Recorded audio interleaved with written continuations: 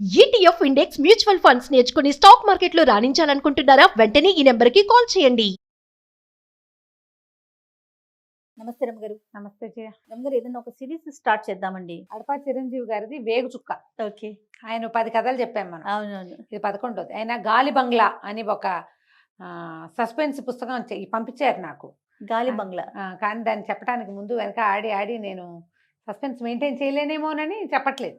ఓహో, చదివేశారు, అయిపోయిందా? చదివాను ఎప్పుడో, చాలా రోజులైంది. చెప్పండి అమ్మా, గుర్తొచ్చినప్పుడల్లా ఆయన ఫోన్ చేసినప్పుడల్లా అమ్మా గాలి బంగ్లా చెప్తానన్నారు కదా మేడం, ఎందుకు చెప్పలేదు మీరంటారు. ఇది ఈ వేగు చుక్క లాస్ట్ ఇయర్ 25లో జూన్ జూలైలలో స్వాతిలో వచ్చింది. 16 వారాలు ఏమో సీరియల్.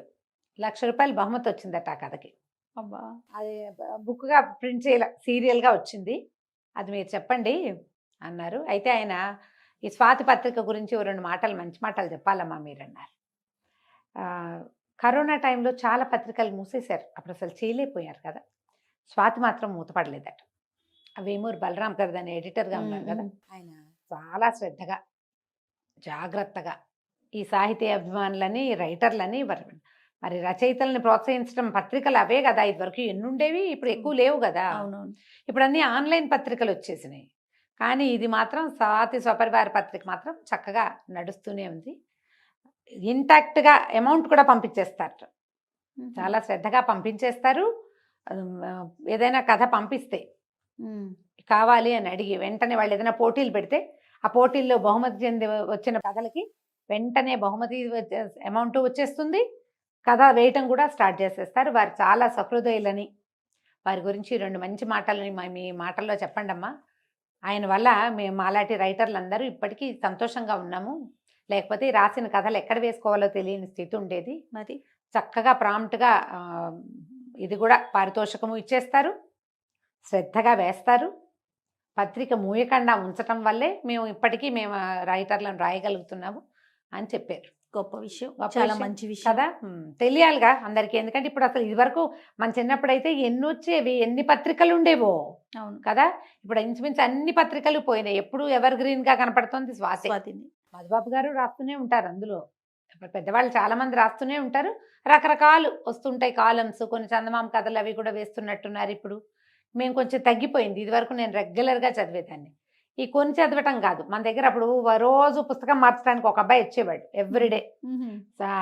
విపుల, చతుర అవి కూడా తెచ్చేవాడు. అప్పుడు ఇంకా హాసం అని అవని బోలెడని వచ్చేవి జయ. ప్రభా, జ్యోతి ఎన్ని వచ్చేవో. అదే ఏమీ లేవు. సినిమా పత్రికలు అవి కూడా పోయినాయి. ఇప్పుడు అంతా సోషల్ మీడియానే వ్యాపించి ఉంది. ఇప్పటికీ పుస్తకాలు చదివే వాళ్ళు ఉన్నారంటే ఈ పత్రిక ఒకటి నడుస్తోంది కాబట్టి, ఈ బుక్ చదవాలి, పుస్తకంలోనే చదవాలన్న ఆసక్తి ఉన్న వాళ్ళకి ఇది ప్లస్గా ఉంటుంది. ఇది ఏమిటంటే వేగు చుక్క. కొంచెం మొదటి 1-2 ఎపిసోడ్లలో కొద్దిగా శృంగారపరమైన వ్యవహారంగా కనపడింది కానీ అంతేం లేదు. మిగిలిన కథ అంతా బాగా నడుస్తుంది. ఈ కథ బేస్ అదనమాట. అందుకని మొదటి భాగం కొంచెం సుమారుగా ఉన్నట్టు. అంటే నేను పెద్దగా ఆసక్తికరంగా చదవను కానీ అలాంటివి విషయం చెప్పడానికి ఏముంది, మనం చెప్పచ్చు కదా. ఇప్పుడు ఆ మాటకు వస్తే మన ఇవి కూడా కాశీ మజిలీలు అవి కూడా బోల్డన్ని పెళ్ళిళ్ళు, ఆ ఊరెళ్ళి పెళ్ళి, ఈ ఊరెళ్ళి పెళ్ళి, పెళ్లి చేసుకుంటూ ఉండటమే వాళ్ళ పని. అదే కదా. మనకి విక్రమార్క కథలు కూడా అంతే, ఎన్ని పెళ్లిళ్ళు చేసుకుంటారు. విక్రమార్కుడు మరీ ఘోరం రమ్మ గారు అసలు. ఇది కూడా అలాంటి ఘోరమైన కథే, కానీ బాగుంది. ఓకే, చెప్దాం. ఆయన రాసినట్టు 16 భాగాలు. చెప్పడం వేరు, రాయటం వేరుగా కొన్ని భాగాలు వస్తాయి. మహేంద్ర భూపతి అని ఓ రాజుగారు. ఆయన రాజ్యం పేరు ఏదో ఉంది కానీ నాకు ఇప్పుడు గుర్తు రావట్లేదు. సరే, కాంభోజ రాజ్యం అనుకుందాం, మనం పెడదాం పేరు. ఓకే. సో ఈ కాంభోజ రాజ్యానికి ఈయన మహేంద్ర భూపతి అని రాజు. ఈయన పెద్ద పర్సనాలిటీ, బ్రహ్మాండంగా కనపడడానికి బాగుండేవారు. కథాకాలానికి ఆయన 40 సంవత్సరాలు ఉన్నాయి. ఈయనకి 30 మంది భార్యలు ఉన్నారట. బాగానే కరెక్ట్గా విన్నాము.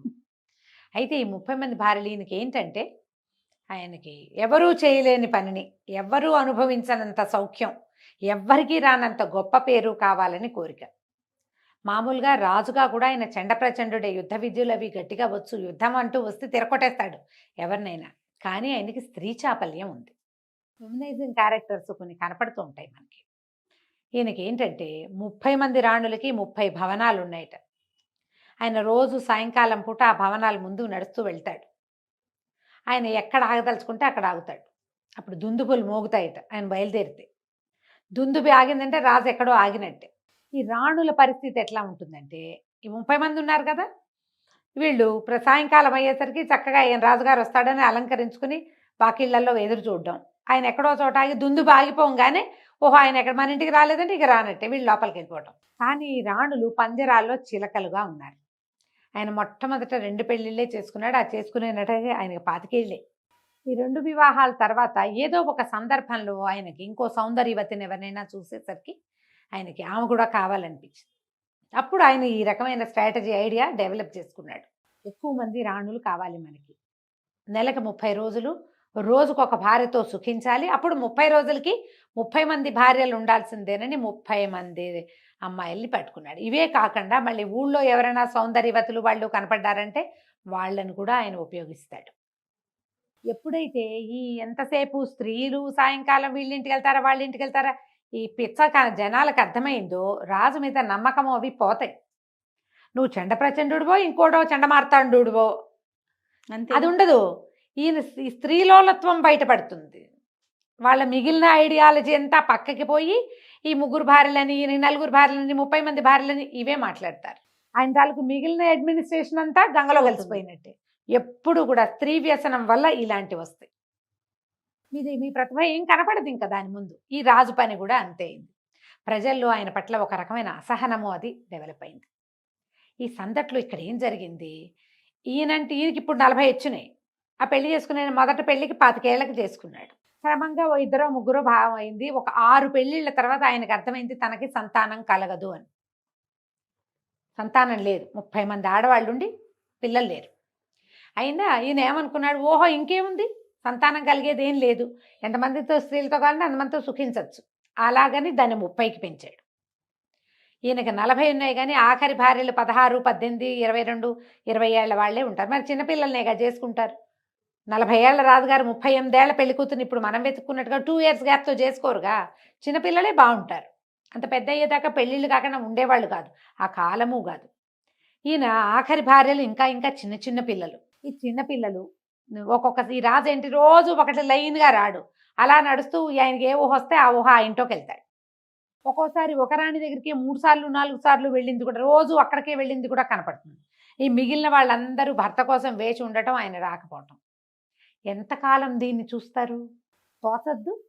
పైగా కుటుంబాలతో రాకపోక అవి ఉంటే ఏదో ఒక రకంగా ఉండునేమో. ఈ వీళ్ళలో ఒక రకమైన ఇన్ఫెర్టిలిటీ డెవలప్ అయిపోయింది ఈ రాణులందరిలో. ఎవరు మగవాడిని లోపలికి తీసుకురావాలి అన్న ఆలోచనలు వచ్చేసి అక్రమ సంబంధాల వైపుకి వెళ్ళిపోయారు వాళ్ళు. రోజు వెయిట్ చేయటం, రోజుల తరబడి భర్త రాకపోవటం.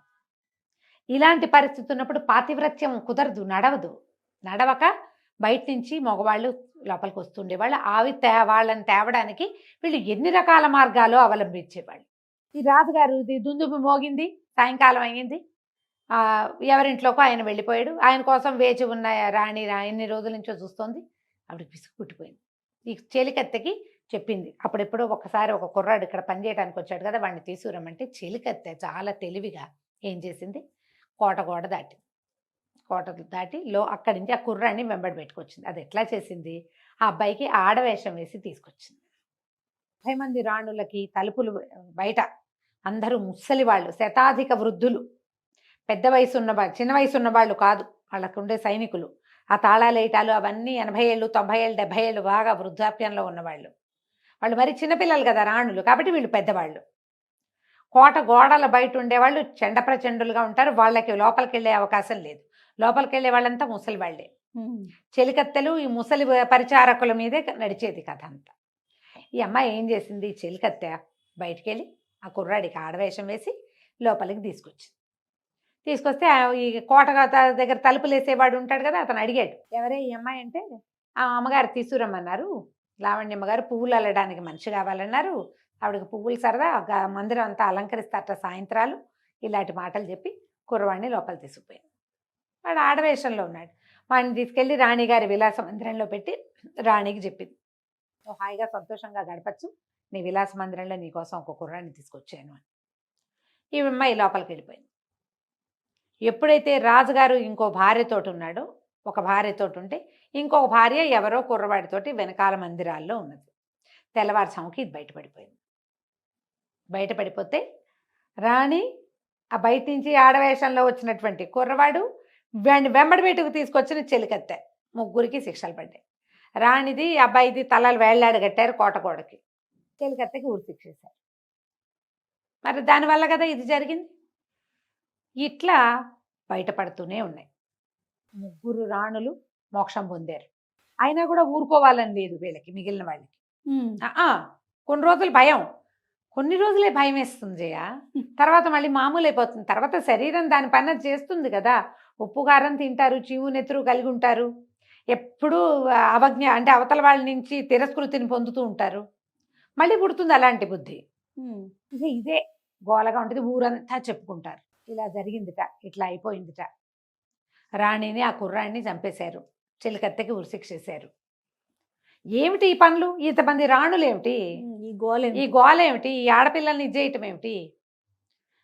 వాళ్ళెవరి ఇంటికో ఎవరు ఒక పెదరాయుడు గారి కుమార్తెను చూసి అమ్మాయి వాళ్ళు ఒప్పుకోకపోతే ఆ పిల్లని చంపించేసి భయపెట్టి నానా గందరగోళము చేసి పెళ్ళిళ్ళు చేసి అమ్మాయిని చెప్తే కానీ కుదరని స్థితి కల్పించి, పోనీ నువ్వు వాళ్ళతోటి ఉండగలవా అంటే మనిషివి కదా, నువ్వు మనిషివి కదా. ఒకడే మనిషి ఇంతమందికి ఎట్లా న్యాయం చేస్తాడు? ఇద్దరు లేదా ముగ్గురు. పైగా వాళ్ళకి ఏంటి, కుటుంబాలతోటి వెళ్తే ఇక్కడ జరిగే దుర్మార్గం అంతా అందరికీ తెలుస్తుందని కుటుంబాలతో కలవనివ్వకపోవటం. ఇక బందిఖాన, అది జైలు. వీళ్ళకి అలంకరించుకోవడానికి, హాయిగా తినడానికి, తాగడానికి అంతే. వాళ్ళు ఉంటారు, చెలికత్తెలు ఉంటారు, వాకిట్లో ముసలాళ్ళు ఉంటారు.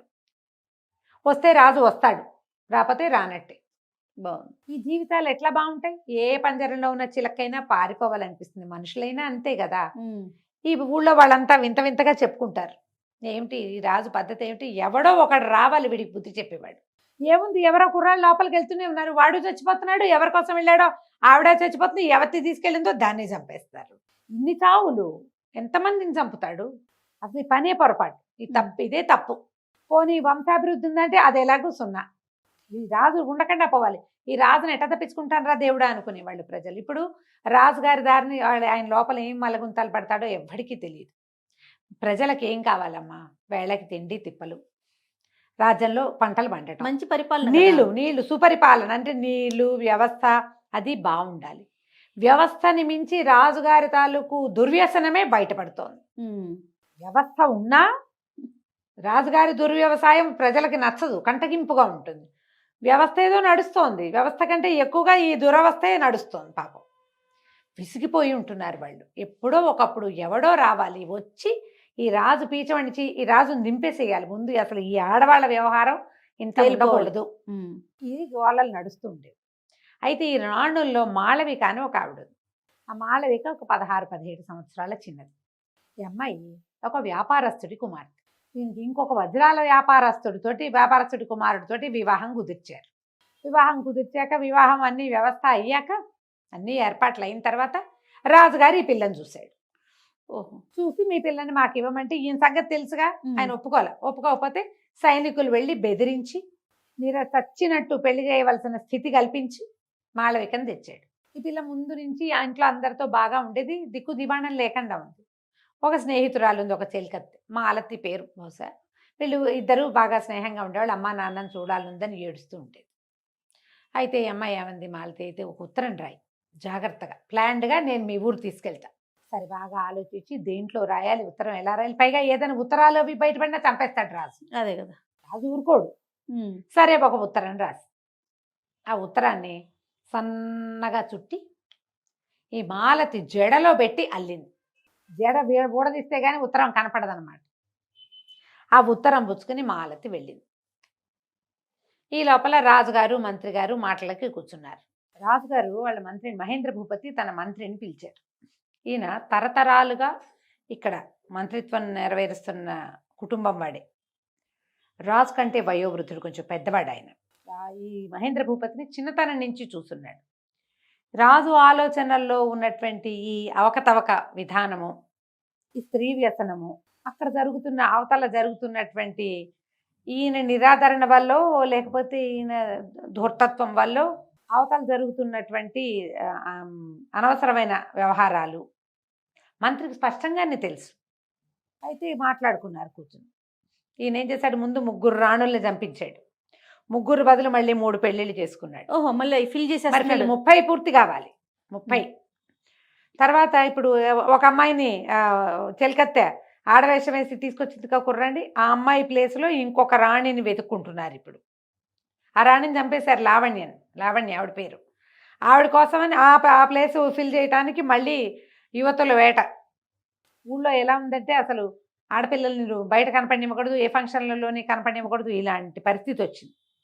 అయితే మంత్రి గారిని పిలిచి, ఏమిటి ఈ పరిస్థితిని ఎట్లా అడ్డుకట్టాలి అంటే, మీరు ఊరికే అనుమానపడుతున్నారు, అలాంటిది ఏమి ఉండదు, మన వాళ్ళంతా మంచివాళ్లే ఆహా, రాణుల్ని ఎలా జాగ్రత్తగా కాపాడుకోవాలని అని అడుగుతున్నాడు. ఇప్పుడు పరిస్థితులు వీళ్ళు ఇలాంటి దానికి పాల్పడితే ప్రజల్లో మనకేం గౌరవం ఉంటుంది? ఓకే, రాజుగారి భార్య మంచిది కాదని చెప్పుకుంటే అవమానం కాదు మరి ఎట్లా దీన్ని కట్టడి చేయటం, ఎలా ఈ పరిస్థితిని అరికట్టడం ఈయన లోపల ఉంది మంత్రి గారికి. నీ విధానమే తప్పు, ఇది చేయాల్సిన పని కాదు.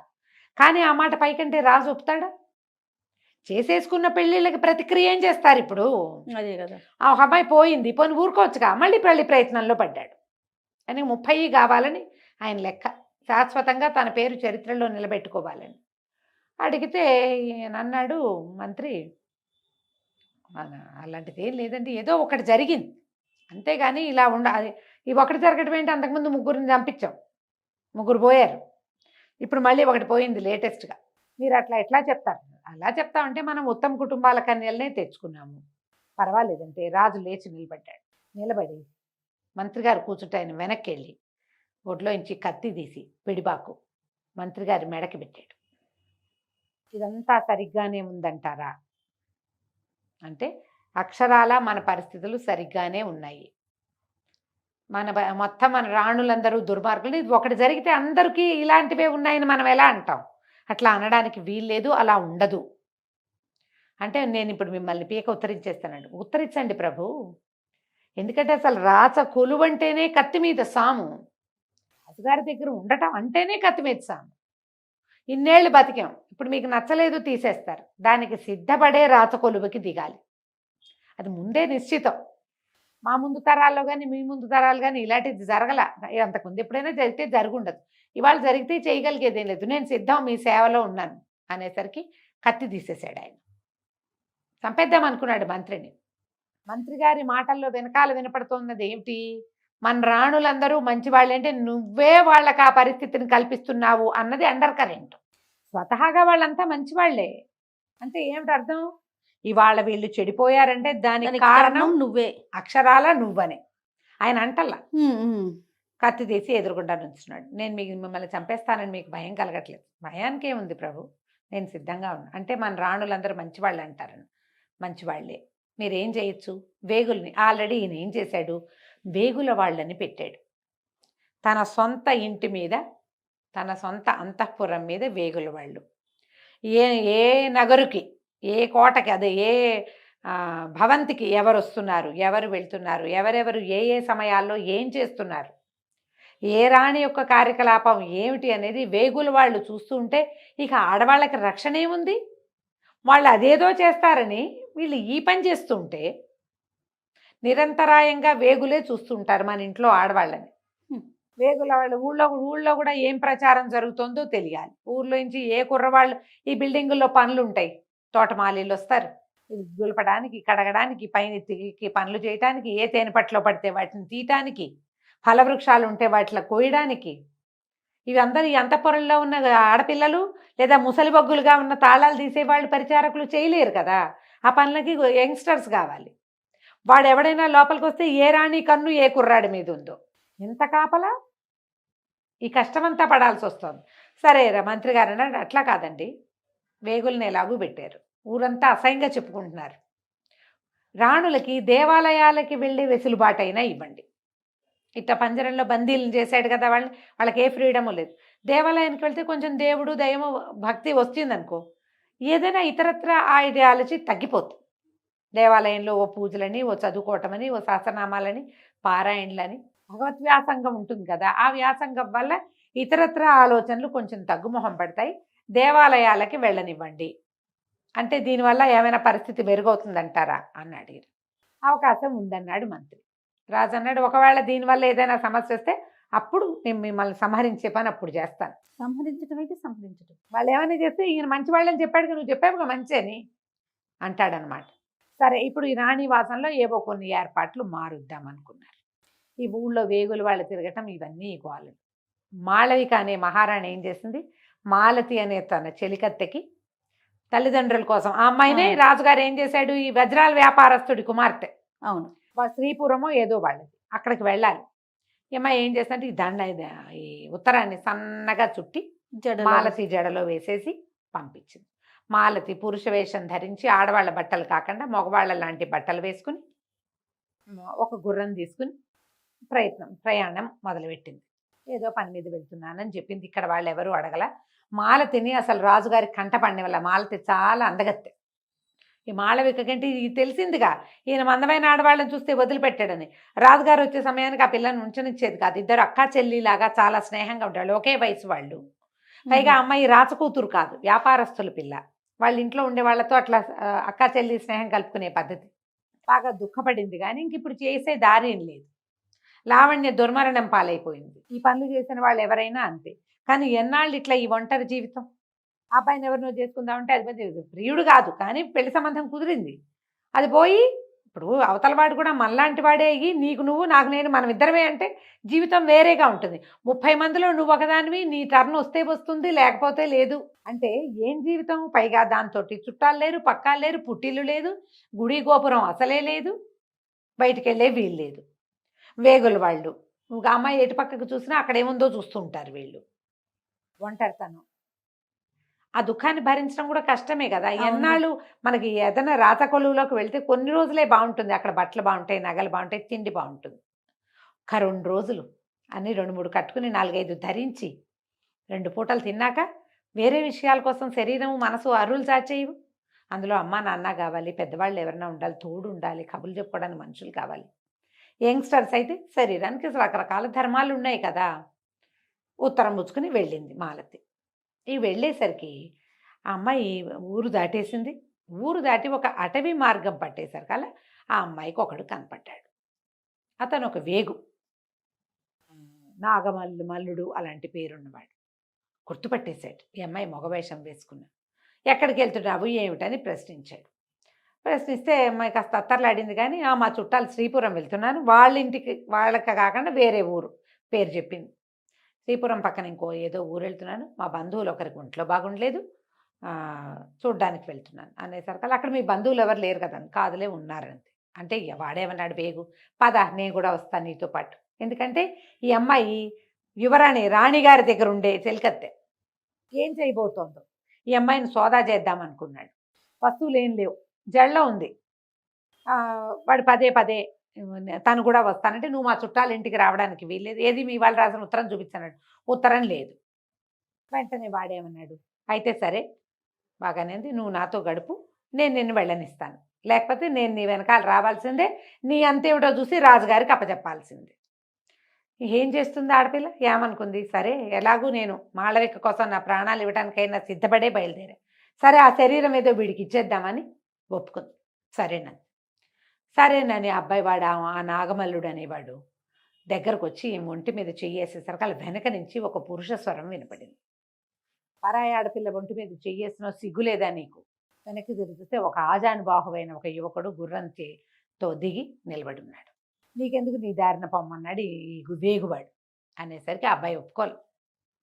ఇది అడవా, రాజ్యమా, ఏమిటి, ఎవరు లేకపోతే నీవు ఇష్టం వచ్చినట్టు చేస్తావు.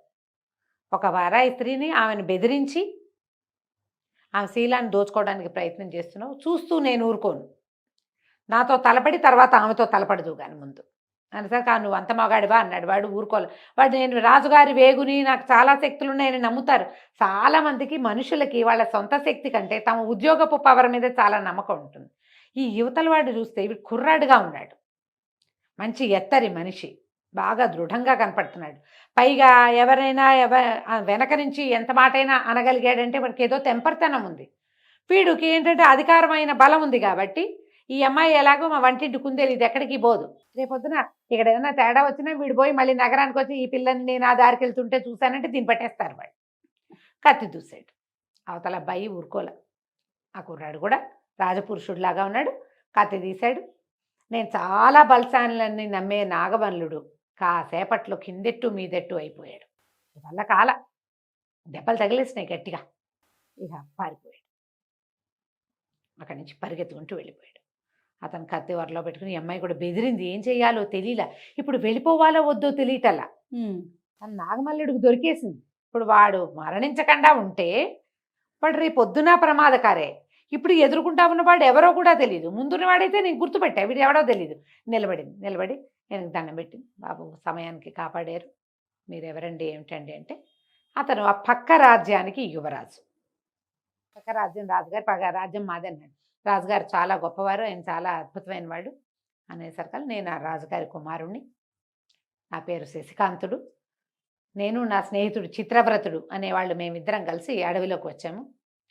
అతను కొంచెం విశ్రాంతి తీసుకుంటుంటే చుట్టుపక్కల ఏమున్నాయో చూడ్డానికి వస్తుంటే వీడు కనపడ్డాడు నాకు. నువ్వు ఆపదలో ఉన్నావని నేను రక్షించడానికి వచ్చాను, నువ్వెవరు ఏమిటి అని అడిగితే నా పేరు మాలతని, మరి నేను రాణిగారి చెలికత్తెనని చెప్పేసరికల్లా అన్నాడు, మీ రాజ్యంలో ఉన్న విచిత్రమైన పరిస్థితులను వింటూనే ఉన్నాము, ఎవరైనా కాపాడాలి ప్రభు మమ్మల్ని, తప్పకుండా మిమ్మల్ని సేవించే అవకాశం కావాలని కోరుకుంటున్నాను.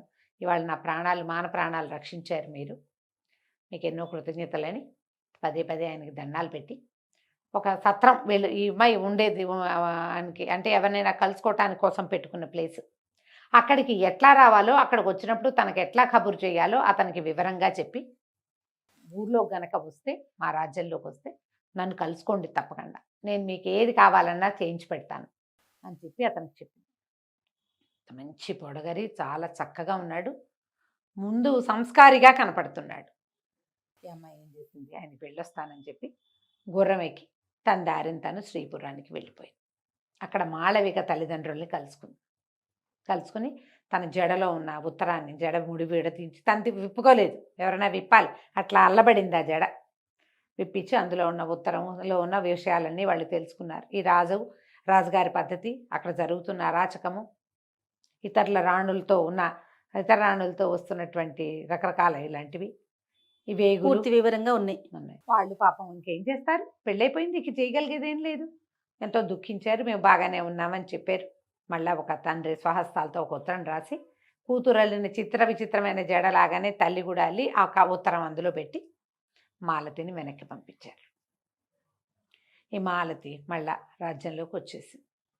బండి గుర్రం వేసుకుని వచ్చి ఈ రాణిగారిని కలుసుకున్నాక సరే ఇద్దరు ఒకళ్ళనొకళ్ళు కావలించుకుని కసుకి అమ్మ నాన్నని చూసి వచ్చింది కదా, నువ్వు ఎంతో సహాయం చేసావు, నీ వల్ల మా అమ్మ నాన్నలు నువ్వే వెళ్ళి నువ్వు చూస్తే నేను చూసినట్టే ఉంది నాకు అంటే, సరే వెళ్ళేటప్పుడు చాలా ప్రమాదం ఎదురైందమ్మా, ఇట్లా వాడు ఒకడు అడ్డం పడ్డాడు, వేగులు వాడు, మన పక్క రాజ్యపు యువరాజు శశికాంతుడట ఆయన పేరు, ఆయన రక్షించాడంటే ఆయన తీసుకురాపోయావా అంతే, తీసుకురా వచ్చే వెసులుబాటు లేదు, ఆయన ఏదో దీని మీద వచ్చేట పని మీద అడవిలో ఏదో చూస్తున్నామన్నారు, నేను కానీ ఆయనకి ఎట్లా రావాలో చెప్పాను, వస్తే చూద్దాం అని చెప్పుకున్నారు. ఉత్తరం చూసుకుని సంతోషించింది అమ్మడు. ముందేం జరుగుతుందో చూడాలి. ఈ చిత్రవ్రతుడు అనే స్నేహితుడితో కలిసి వచ్చిన శశికాంతుడు అడవిలో 4 పక్కలా చూసి వాళ్ళ దారిన వాళ్ళు ఇంకో పక్కకి బయలుదేరారు. ఒకవేళ ఈ రాజ్యంలో ప్రజలంతా ఎవడో ఒకడు రావాలి వీడంతు చూడాలి అనుకుంటున్నారు. ఒక యువరాజు కనిపించాడు విమలకి. ఆమెని వీరమల్లుడు అనే ఒక గూఢచారి నుంచి రక్షించాడు. అతను చిత్రవ్రతుడు, వాళ్ళిద్దరు కదంబ రాజ్యపు రాజకుమారుడు. అవును. అతను వివిధ ఊర్లను చూడడము, చుట్టుపక్కల ఉన్న రాష్ట్రాలు చుట్టుపక్కల రాజ్యాల్లో ఉన్న సిటీలు టౌన్లు వాటిని పరిశీలించాలన్న ఉద్దేశంతో బయలుదేరారు అడవిలో స్వేచ్ఛగా తిరగటానికి. అయితే వీళ్ళు ఎప్పుడు ఈ విమలని రక్షించిన తర్వాత విమల వచ్చేసింది, మళ్ళీ మాళవికకి వాళ్ళ అమ్మా నాన్న రాసిన ఉత్తరం ఇచ్చింది, ఈ కథ నడుస్తుంది. ఆ రోజు ఏమైందంటే ఈ శశికాంతుడు చిత్రవ్రతుడు వాళ్ళు అడవిలో నడుస్తుంటే, చిత్రవ్రతుడు అంత ధైర్యస్తుడు కాదు, కొంచెం పిరికివాడు కూడా, కానీ పరమసాహసైన రాజకుమారుడితో పాటు వెళ్తే ఏదో కొంచెం మనకు కూడా వస్తుంది కదా అని ఏదో కత్తి కటారు పెట్టుకున్నాడు, కానీ అంత జోరైన వాడు కాదు. వీళ్ళిద్దరూ నడుస్తున్నారు. దూరంగా వాళ్ళకి ఒక 3 అమ్మాయిలు కనపడ్డారు. కరవా పల్లెటూరు వాళ్ళుగా ఉన్నారు. ఒక అమ్మాయి చాలా అందంగా ఉంది. ఇద్దరు పర్వాలేదు పిల్లలు, వయసులో ఉన్న ఆడపిల్లలు ఇట్లా చేతులు దగ్గర పెట్టుకుని భయపడుతున్నట్టున్నారు. ఇతను గబుక ఏదో అనబోయాడు. ఈ శశికాంతుడు నోరు మూసేశాడు. ఆగని. ఎందుకంటే ఈ ముగ్గురు పిల్లలకి ఎదురుగుండా ఒక సింహం నిలబడి ఉంది. అది నిశ్శబ్దంగా చూస్తుంది. వీళ్ళు ఏదైనా మాట్లాడితే అది అటు దూకుతుందో ఇటు దూకుతుందో. ఏమన్నాడు, నీ చెట్లు అవి ఎక్కడం వచ్చా అంటే నాకు ఎక్కడం వచ్చు, సింహం ఎదురుకుండా కనపడుతోంది అనేసరికి ఏదో ఒకటి చెయ్యి, ప్రయత్నం చేయమన్నాడు. ఈ చిత్రవ్రతుడు పరిగెత్తుకుంటూ ఉడతలాగా వెళ్ళి చెట్టెక్కేసాడు. సో మగపిల్లాడు పంచగించ ఉండి సులువుగా ఎక్కగలుగుతారు. మగపిల్లాడు అవడం ఒకటే కాదు, వాళ్ళ బట్టలు కూడా, బట్టల వల్ల రెండోది మగపిల్లల్లో ఉండే ఒక రకపు తెంపరితనం సాధారణంగా కొంచెం ఆడపిల్లల్లో తక్కువ ఉంటుంది. అవునండి. మన చెట్టెక్కేయగలం అవన్నీ నమ్మలేరు, వాళ్ళు భయపడతారు, ఎక్కుతారు తర్వాత, కానీ ముందు భయం ఉంటుంది. ఈ ఆడపిల్లలు ముగ్గురు పరిగెడదామని ఉంది కానీ వాళ్ళకి చెట్టెక్కగలమన్న నమ్మకం లేదు. దానితో ఇంత పెద్ద పెద్ద పరికిణీలు, ఓణీలు, జళ్ళు, బట్టలే అడ్డం పడిపోతాయి. వణికిపోతున్నారు ఆ సింహాన్ని చూసి. ఇతను ఏం చేశాడు, శశికాంతుడు కబుక్కుని చప్పట్లు జరిచాడు. ఉలిక్కిపడ్డారు వాళ్ళు, ఉలిక్కిపడ్డారు, ఈ సింహము ఉలిక్కిపడింది. ఈ ఉలిక్కిపడిన సింహము సులువుగా ఇతను కొంచెం దగ్గరలో ఉండేసరికి ఇతని వైపుకు దూకింది. దూకంగానే ముగ్గురు ఆడపిల్లలు పరిగెత్తుకుంటూ వెళ్ళి చెట్ల చాటున ఉంచున్నారు. చెట్టు ఎక్కలేరు. ఇక లంఘించింది సింహం ఇతని మీదకి. యథాశక్తి చేయగలిగినంత యుద్ధం చేశాడు, కిందకి మీదకి. ఏంది, దాన్ని తప్పించి బెదిరించాలనుకున్నాడు, చంపేయాలన్న ఓ ధోరణి లేదు. కానీ పైకెక్కిన చిత్రవ్రతుడికి ఏమనిపించింది, అతని దగ్గర మంచి పిడిబాకుంది, ఎప్పుడో రాజుగారు వాళ్ళ నాన్నకి ఇచ్చింది, మంత్రి కుమారుడు అతను. అది బొడ్లో పెట్టి తెచ్చుకున్నాడు. ఆ కత్తి పడేస్తే చాలు శశికాంతుడికి. ఆ సమయంలో వాళ్ళు ఏం చేశారు, మంచినీళ్ళు తాగడానికి ఈ నడువులకి కరవాలాలు అవి ఉంటాయా, అవి తీసి పక్కకు పెట్టారు. అతని దగ్గర కత్తి కూడా లేదు. ఓహో. ఇక ఏం చేశాడు, అటు చూసి ఇటు చూసి సింహందే పై చేయిగా కనపడుతోంది. అమ్మో ఏదైనా చేసేస్తుందేమో అని అనిపించింది. కత్తి పడేసేసరికల్లా కరెక్ట్గా సింహం మీదకి దూకపోయింది. మళ్ళీ ఆ కత్తి అంది. ఆ కత్తి పెట్టే సింహం మెడ మీద కొట్టేశాడు. ఇంతది కొట్టేసరికల్లా గట్టి మర్మస్థానంలో తగిలింది సింహం. గాండ్రమంటూ మీద పడింది, కానీ ఆ దెబ్బకి ఇంకా దాడి చేయలేకపోయింది. ఎదురుదాడి మెల్లిగా ఒరిగిపోయింది పక్కకి. అలాగా సింహాన్ని తన మీద నుంచి తోసేశాడు. ఆ సింహం మెల్లిగా మిగిలిన మెడ తాపిగా తెగి మరణించింది.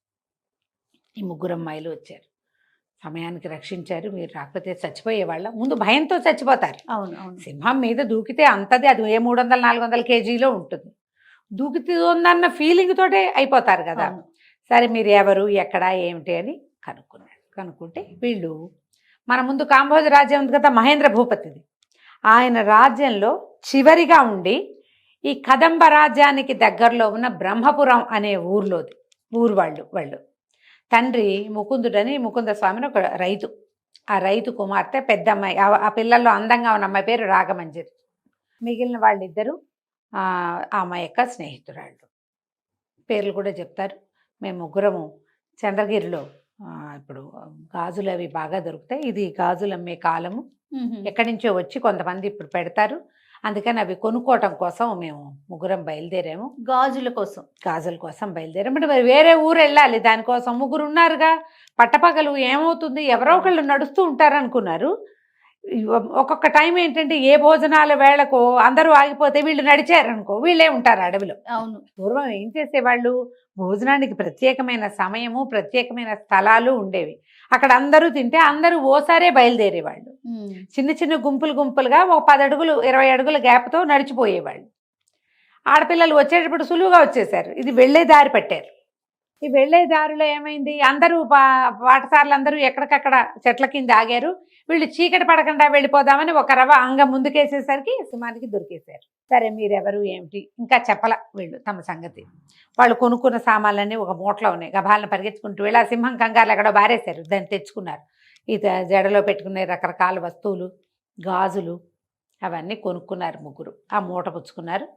చూస్తే ఈ మన శశికాంతుడికి దెబ్బలు తగిలినాయి గట్టిగానే. సింహంది మొహం మీద ఒక చోట గీరిపోయింది, మెడ మీద, చేతుల మీద, చొక్కా అక్కడక్కడ నెత్తురు మరకలు, డాగులు కనపడుతుంది. ఈ అమ్మాయిలు కంగారు పడ్డారు. అయ్యో దెబ్బలు తగిలినాయి అంటే పర్వాలేదన్నాడు. కానీ అట్లా కాదు, ఏదో ఒకటి చెయ్యకపోతే ఈ సింహము ఇంతకుముందు దేన్ని చంపిందో దాని గోళ్లల్లో వాటి తాలూకు ఏమైనా ఉండిపోతే అవన్నీ ఇబ్బంది అవుతాయి, అవును. మంచిది కాదు. కాబట్టి మా ఊరు రండి అని పిలిచారు. సరే, ఇద్దరు తమ గుర్రాలని లాక్కుంటూ బయలుదేరారు. ఈ వెళ్తూ ఉండగా ఊరికే ఒక మాట వరుసకి మీ రాజ్యము రాజుగారు గురించి వచ్చేసరికి రాజులు ఎంత దుర్మార్గులుగా ఉంటారో, రాజులంటే ఎంత అయిష్టమో ఆ అమ్మాయి లిస్టల్లే చెప్పింది. ఆ రాగమంజరి పరమ దుర్మార్గుడు మా రాజు. దాంతో మా ఊళ్ళో ఆడపిల్లలు ఎవ్వరూ బయటికి రారు. ఇప్పుడు ఎవరు సైనికులు రాని కాలం కాబట్టి మేము వచ్చాం. సైనికులు తిరిగే కాలం అయితే అసలు మేము రానే రాము, బయటికి రానివ్వరు మమ్మల్ని. మా స్వతంత్రాన్ని పాడి చేశాడు రాజు. ఆయన మంచివాడు కాదు. దాంతోపాటు వీళ్ళు పన్నులు వసూలు చేయటాలు అవన్నీ చాలా కఠినంగా ఉన్నాయి. ఆయనకి 30 మంది పెళ్ళాలు, 30 భవనాలు, 30 మందికి తలా ఒక 30 మంది సైనికులు, చెలికత్తెలు, వాళ్ళకి తిండి తిప్పలు, వీళ్ళకి నెలసరి సరుకులు. మరి ఆ డబ్బంతా ఎక్కడి నుంచి వస్తుంది? ప్రజల నుంచి. మరి ఇక్కడి నుంచే రావాలి. అదే. దాంతో అతను డబ్బులు నిరంకుశంగా వసూలు చేయటం, పన్నులు, ఏదైనా యుద్ధం అనగానే ప్రతివాడు రావటం, అవన్నీ ఏదో వెగటుగా అయిష్టంగా మాట్లాడింది, ఇబ్బందిగా ఉంది. దాంతో నేను రాజకుమారుడిని అని చెప్పలే ఇతను. ఓహో, రాజులంటే అయిష్టం, ఈ పిల్లని చూస్తే ముచ్చటగా ఉంది, అందుకని కామ్గా ఊరుకున్నాడు.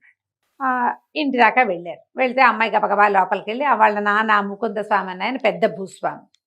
ఆయన ఏమమ్మా ఇంత ఆలస్యమైంది ఏదో అడిగాడు. నాన్న ఇట్లా సింహం కనపడింది, ఆ అడవిలో ఉన్నవే 2-3 సింహాలు, అది మాకు ఎదురుపడింది. కొంతమంది వస్తూ ఏం చేస్తారు, డప్పులు అవి మోగిస్తారు, అడవుల్లో రాకుండా ఉంటాయి. ఒంటరిగా ముగ్గురే వెళ్తుంటే ఏం డప్పులు, ఏమీ లేవు. దాంతో ఆయన కంగారు పడ్డాడు. వైద్యుడిని పిలిపించాడు. ఈ బైకి కొంచెం వైద్యం చేయించారు. ఎవరినైనా ఏ ఊరినైనా అని అడిగారు. ఇప్పుడు చెప్పాలి, మీరు బాగా ఆలోచించి. మేము నేత వ్యాపారులం అండి, మా నాన్నగారికి మగ్గాలు ఉన్నాయి, మేము పట్టు వస్త్రాలు, తర్వాత ఏమో వెండి బంగారాలతోటి ఇవి వస్తువులు, చిన్న వెండితోటి వస్తువులు చేయించి అమ్ముతాము అని చెప్పి. పక్కన చిత్రవ్రతుడు ఉన్నాడుగా, ఈ వ్రతుడిని అడిగారు. బాబు మీరేమిటంటే బాగా ఆలోచించి, మంత్రి గారు అబ్బాయి నేను చెప్పకూడదు, మా నాన్నగారు వీళ్ళ నాన్నగారి దగ్గర పనిచేస్తారండి, మేమిద్దరం ఫ్రెండ్స్ అండి అన్నాడు. ఎలాంటి వస్త్రాలు నేస్తారు, ఎలాంటి వస్తువులు చేయిస్తారంటే ఈ అబ్బాయి ఊహకు వచ్చినవేవో 4-5 మాటలు చెప్పాడు. ఆ రాత్రి కొంచెం చక్కగా వైద్యం చేయించారు, వేడి పాలు కల్పించారు, ఏదో అన్నం పెట్టారు, రాత్రి పక్కలేయించారు, పడుకున్నారు. ఒక పూటైనా ఆగితే తెల్లారేసరికి జ్వరం వచ్చేస్తుంది దెబ్బలు తగిలితే. 2 రోజులు 3 రోజులు ఉన్నారు వాళ్ళ ఇంట్లోనే. ఈ శశివృగాకాంతుడికి ఈ రాగమంజరికి బాగా స్నేహం కలిసింది. కళ్ళు చూపులు మార్చుకుంటున్నారు ఇద్దరు. చిత్రవ్రతుడికి అర్థమైంది రాజకుమారుడి అమ్మాయి ప్రేమలో పడ్డాడని. కానీ ఊరుకున్నాడు, అతనేం చెప్పకుండా మనం ఎందుకు చెప్పాలి అని. సరే 3వ రోజున వెళ్ళొస్తామని చెప్పి మెల్లిగా బాయ్ చెప్పి వెళ్ళిపోయారు. కానీ వారానికి 2 సార్లు 3 సార్లు ఇక్కడికి ఈ ఊరు వచ్చి ఈ అమ్మాయిని కలుసుకుంటూ ఉండేవాడు. మొదట ఒక 10 రోజులు ఎంతసేపు ఆలోచిస్తుంటే చిత్రవ్రతుడే ఎంకరేజ్ చేశాడు. అంత నచ్చితే వెళ్ళి చూసి రావచ్చు కదా అని. చూసి రావాలంటే మనదేం వ్యాపారం, నేత వ్యాపారం అని చెప్పేమా. ఇప్పుడు అందుకని చీరలు, ఆడపిల్లలు పెట్టుకునే కాళ్ళకి పెట్టుకునే మువ్వల పట్టీలు, అవి వెండితో చేసినవి ఆభరణాలు అవి పట్టుకుని వెళ్ళి ఇదిగో గిఫ్ట్ అని ఇచ్చేసి ఆ వంకన మొదలుపెట్టాడు. ఇక వారానికి 2 సార్లు 3 సార్లు వెళ్ళి ఏదో తోటలో కలుసుకునేవాడు. అప్పుడప్పుడు వాళ్ళ ఇంటికి వెళ్ళి వాళ్ళని కూడా మేము వ్యాపారం పని మీద వచ్చామని చెప్పొచ్చుగా, మంచినీళ్ళు తాగొచ్చు, మజ్జిగ తాగొచ్చు, ఓ పూట భోజనం చేయొచ్చు. వాళ్ళ అమ్మాయిని రక్షించాడు కాబట్టి వాళ్ళు పెద్దగా అపార్థం ఏమి చేసుకోరు.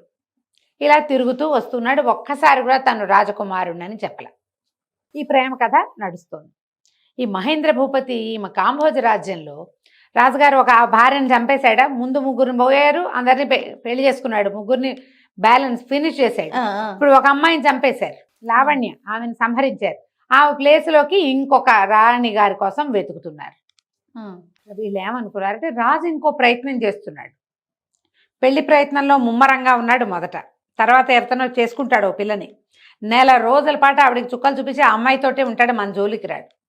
ఈ 1 రోజులు ఆయన వాళ్ళ ఇంటికే వెళ్తాడు. ఈ దండోరా మోగటము, ఆయన రావటము, దుందుబులు మోగటం, ఎవరింటికి వస్తాడో అని వెయిట్ చేయటం ఏమీ లేదు. ఫస్ట్ ఎవరిని చేసుకుంటే ఇక వాళ్ళ ఇంటికి, ఈ కొత్తగా ఎవరిని చేసుకుంటే వాళ్ళ ఇంటికి వెళ్తాడు. అది అట్లా చేశాడు. ఇప్పటికి 2-3 సార్లు జరిగింది. వీళ్ళందరికీ తెలిసిపోయి మనం ఒక ప్యాటర్న్ ఫాలో అవుతున్నాం అనుకో, చుట్టుపక్కల వాళ్ళకి తెలిసిపోతుంది కదా వీళ్ళు. కాబట్టి మన జోలికి రాడు, మన ప్రయత్నం మనం చేసుకుందాం అనుకున్నారు. వీళ్ళు ఎవ్వరూ ఆ ప్రయత్నాలు మానలా. ఎవరో ఒక స్నేహితుల్ని లోపలికి రప్పిస్తూనే ఉన్నారు. రకరకాలుగా జాగ్రత్త పడుతున్నారు అంతే. ఎక్కడ లూప్ హోల్ దొరుకుతుందా అని చూస్తున్నారు. అయితే వీళ్ళలో ఏంటంటే చెలికత్తెలకి విపరీతంగా డబ్బులు ఇస్తారు. వాళ్ళేగా మేనేజ్ చేయాల్సింది. వాళ్ళు మేనేజ్ చేయాలి. అయితే ఏమైందట, రాజుగారు పెళ్లి సంబంధాల కోసం ఊరి మీద పడ్డారు. గూఢచారులంతా ఊరి మీద పడితే ఊళ్ళో జనం కూడా ఎప్పుడైతే ఈయన ఇంక మళ్ళీ పెళ్లి కూతురుని చూస్తున్నాడు, వాళ్ళకి తెలిసిపోయింది లావణ్యని సమ్మరిచ్చాడంటే 30వ అంక పూరించడానికి రోడ్డును పడతాడు రాజు అని, ఊళ్ళో పడతాడు అని. ప్రతి వాళ్ళు మాకు పిల్ల ఉందని చెప్పదని చుట్టుపక్కల ఇళ్ళని కూడా మేనేజ్ చేసేసుకున్నారు. చుట్టుపక్కల వాళ్ళని కూడా చెప్పనివ్వలేదు. ఇక అందమైన ఆడపిల్లలు ఎవరింట్లో ఉన్నారు అని అన్ని ఊళ్ళు, పైగా ప్రతి ఊళ్ళోనూ పత్తేదారులు ఉన్నారు. ఒక వ్యాపారస్తుడి కూతుర్ని చూశారు, కుందనవల్లి అమ్మాయి పేరు. నిజంగానే అది కుందన బొమ్మ ఆ పాప. అయితే రాజు తండ్రి ఏమో ఒప్పుకోలేదు, బంధువులేమో తిరగబడ్డారు. ఇమ్మని మేమేమో అసలు రాజు మాకు వర్ణ సంకరం అవుతుంది, మేమేమో వ్యాపారస్తులం, నువ్వేమో రాజువి, నీకు ఇవ్వడానికి మాకు కుదరదన్నారు. వర్ణ సంకరం ఎక్కడవుతుంది, రాజుకు అసలు సంతానమే కలగదు, అదేగా పాయింట్ ఇక్కడ. అయితే ఈయన సైనికులను తీసుకుని వాళ్ళ మీద పడ్డాడు. యథాశక్తి యుద్ధం చేశారు. పెళ్లి కుమార్తె తండ్రిని కూడా సంహరించి పిల్లని తెచ్చుకున్నారు. కుందనవల్లిని తెచ్చారు, బ్రహ్మాండంగా పెళ్లి చేసుకున్నారు. కుందనవల్లి తండ్రి చనిపోయాడని బాధగానే ఉంది, కాకపోతే కొంచెం ఆకాశంలోనే ఉంది. రాజుగారు ప్రతిరోజు పాదాక్రాంతుడిగా ప్రవర్తిస్తూ ఉండటంతో నెల గడిచింది. మళ్ళీ మొదటికి వచ్చింది కథ. రాజుగారు నడుస్తాడు, దుందుబులు మోగుతాయి, ఆయనకి ఎవరి ఇష్టం ఉంటే వాళ్ళ ఇంట్లోకి వెళ్తాడు, మిగిలిన వాళ్ళందరూ వెయిట్ చేస్తూ ఉంటారు, అంతే కథ. ఈ నెల తర్వాత ఈ కుందనవల్లికి ఏమనిపించింది, ఇంక ఈయన తర్వాత నెలకొక్క రోజు వస్తుంది నాకు సమయం ఇతనితోటి, వస్తే వస్తుంది, రాకపోతే రాకపోదు. నేనెందుకు వీడి కోసం, వీడు మా నాన్నని చంపేస్తే ఇతని పట్ల, భర్త పట్ల నేను లాయల్గా ఎందుకు ఉండాలి? ఇదేం మనకు ఆ కులం కాదు, మన జాతి కాదు, మన గోత్రం కాదు, నేను లాయల్గా ఉండను, నా దారిని నేను ఎవరో ఒకళ్ళని వెతుకుతాను. తెలివిగలదా అమ్మాయి, చిన్నపిల్లే 17-18 ఏళ్ళు ఉంటాయి. వచ్చి ఒక్కొక్క అందరు రాణులతోటి ఫ్రెండ్షిప్ చేసింది. మాళవికతో చాలా స్నేహం చేసింది. ఎంత స్నేహమో మాళవికతో.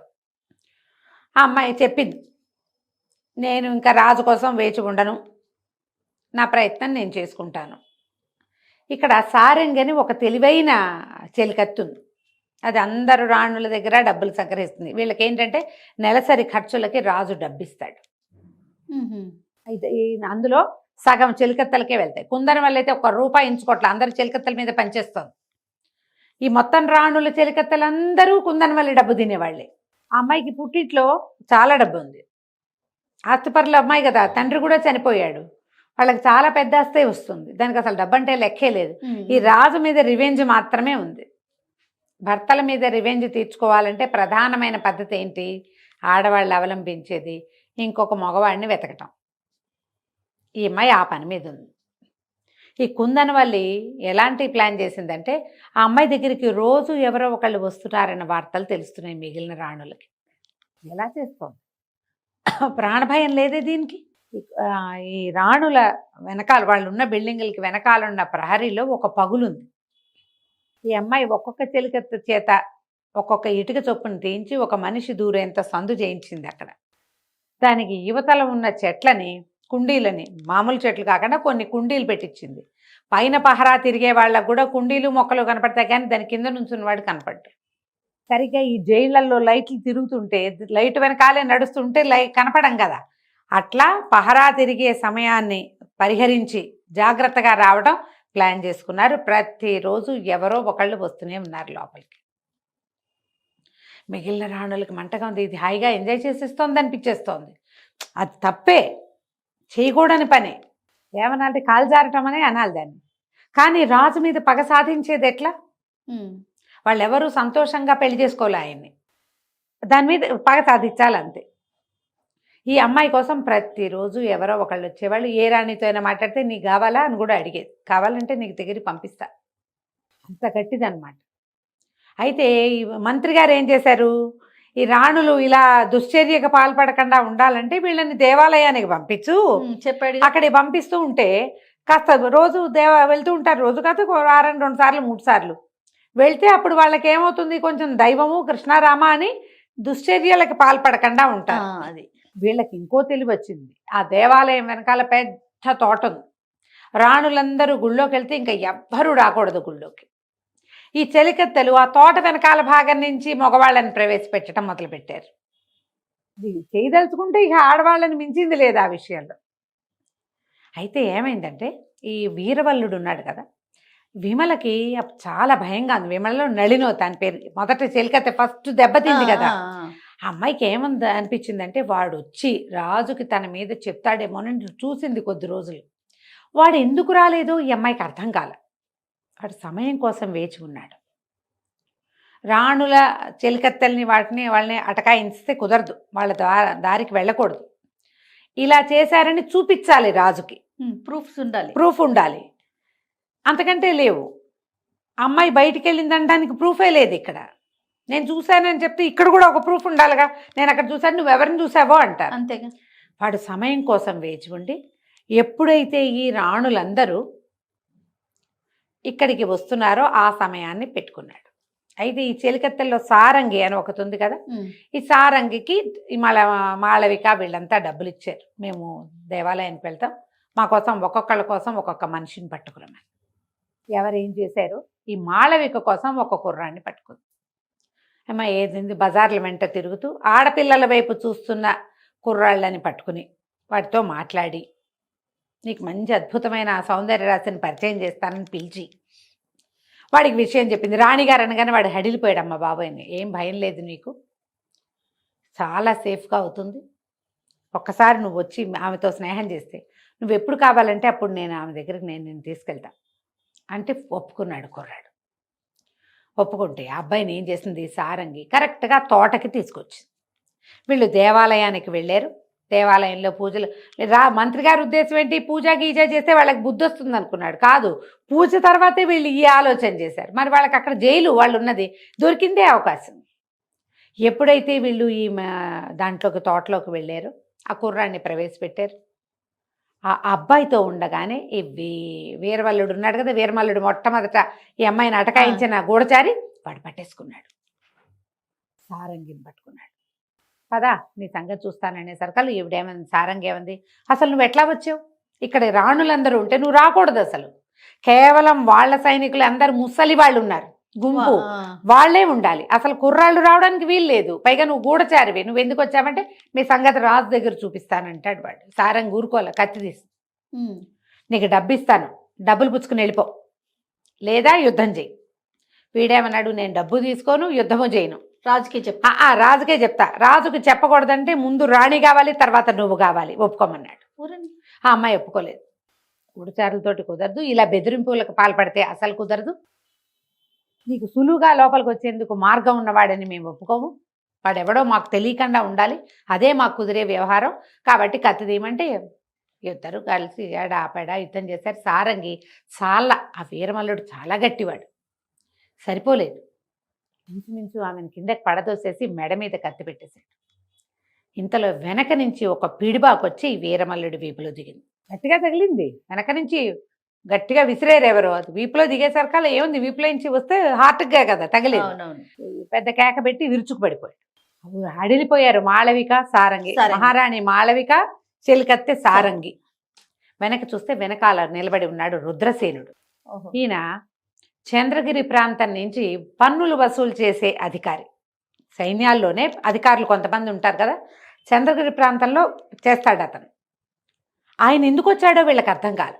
ఆయన ఇలాంటి పరిస్థితుల్లో ఉండవలసిన పోస్ట్ కాదు అయింది.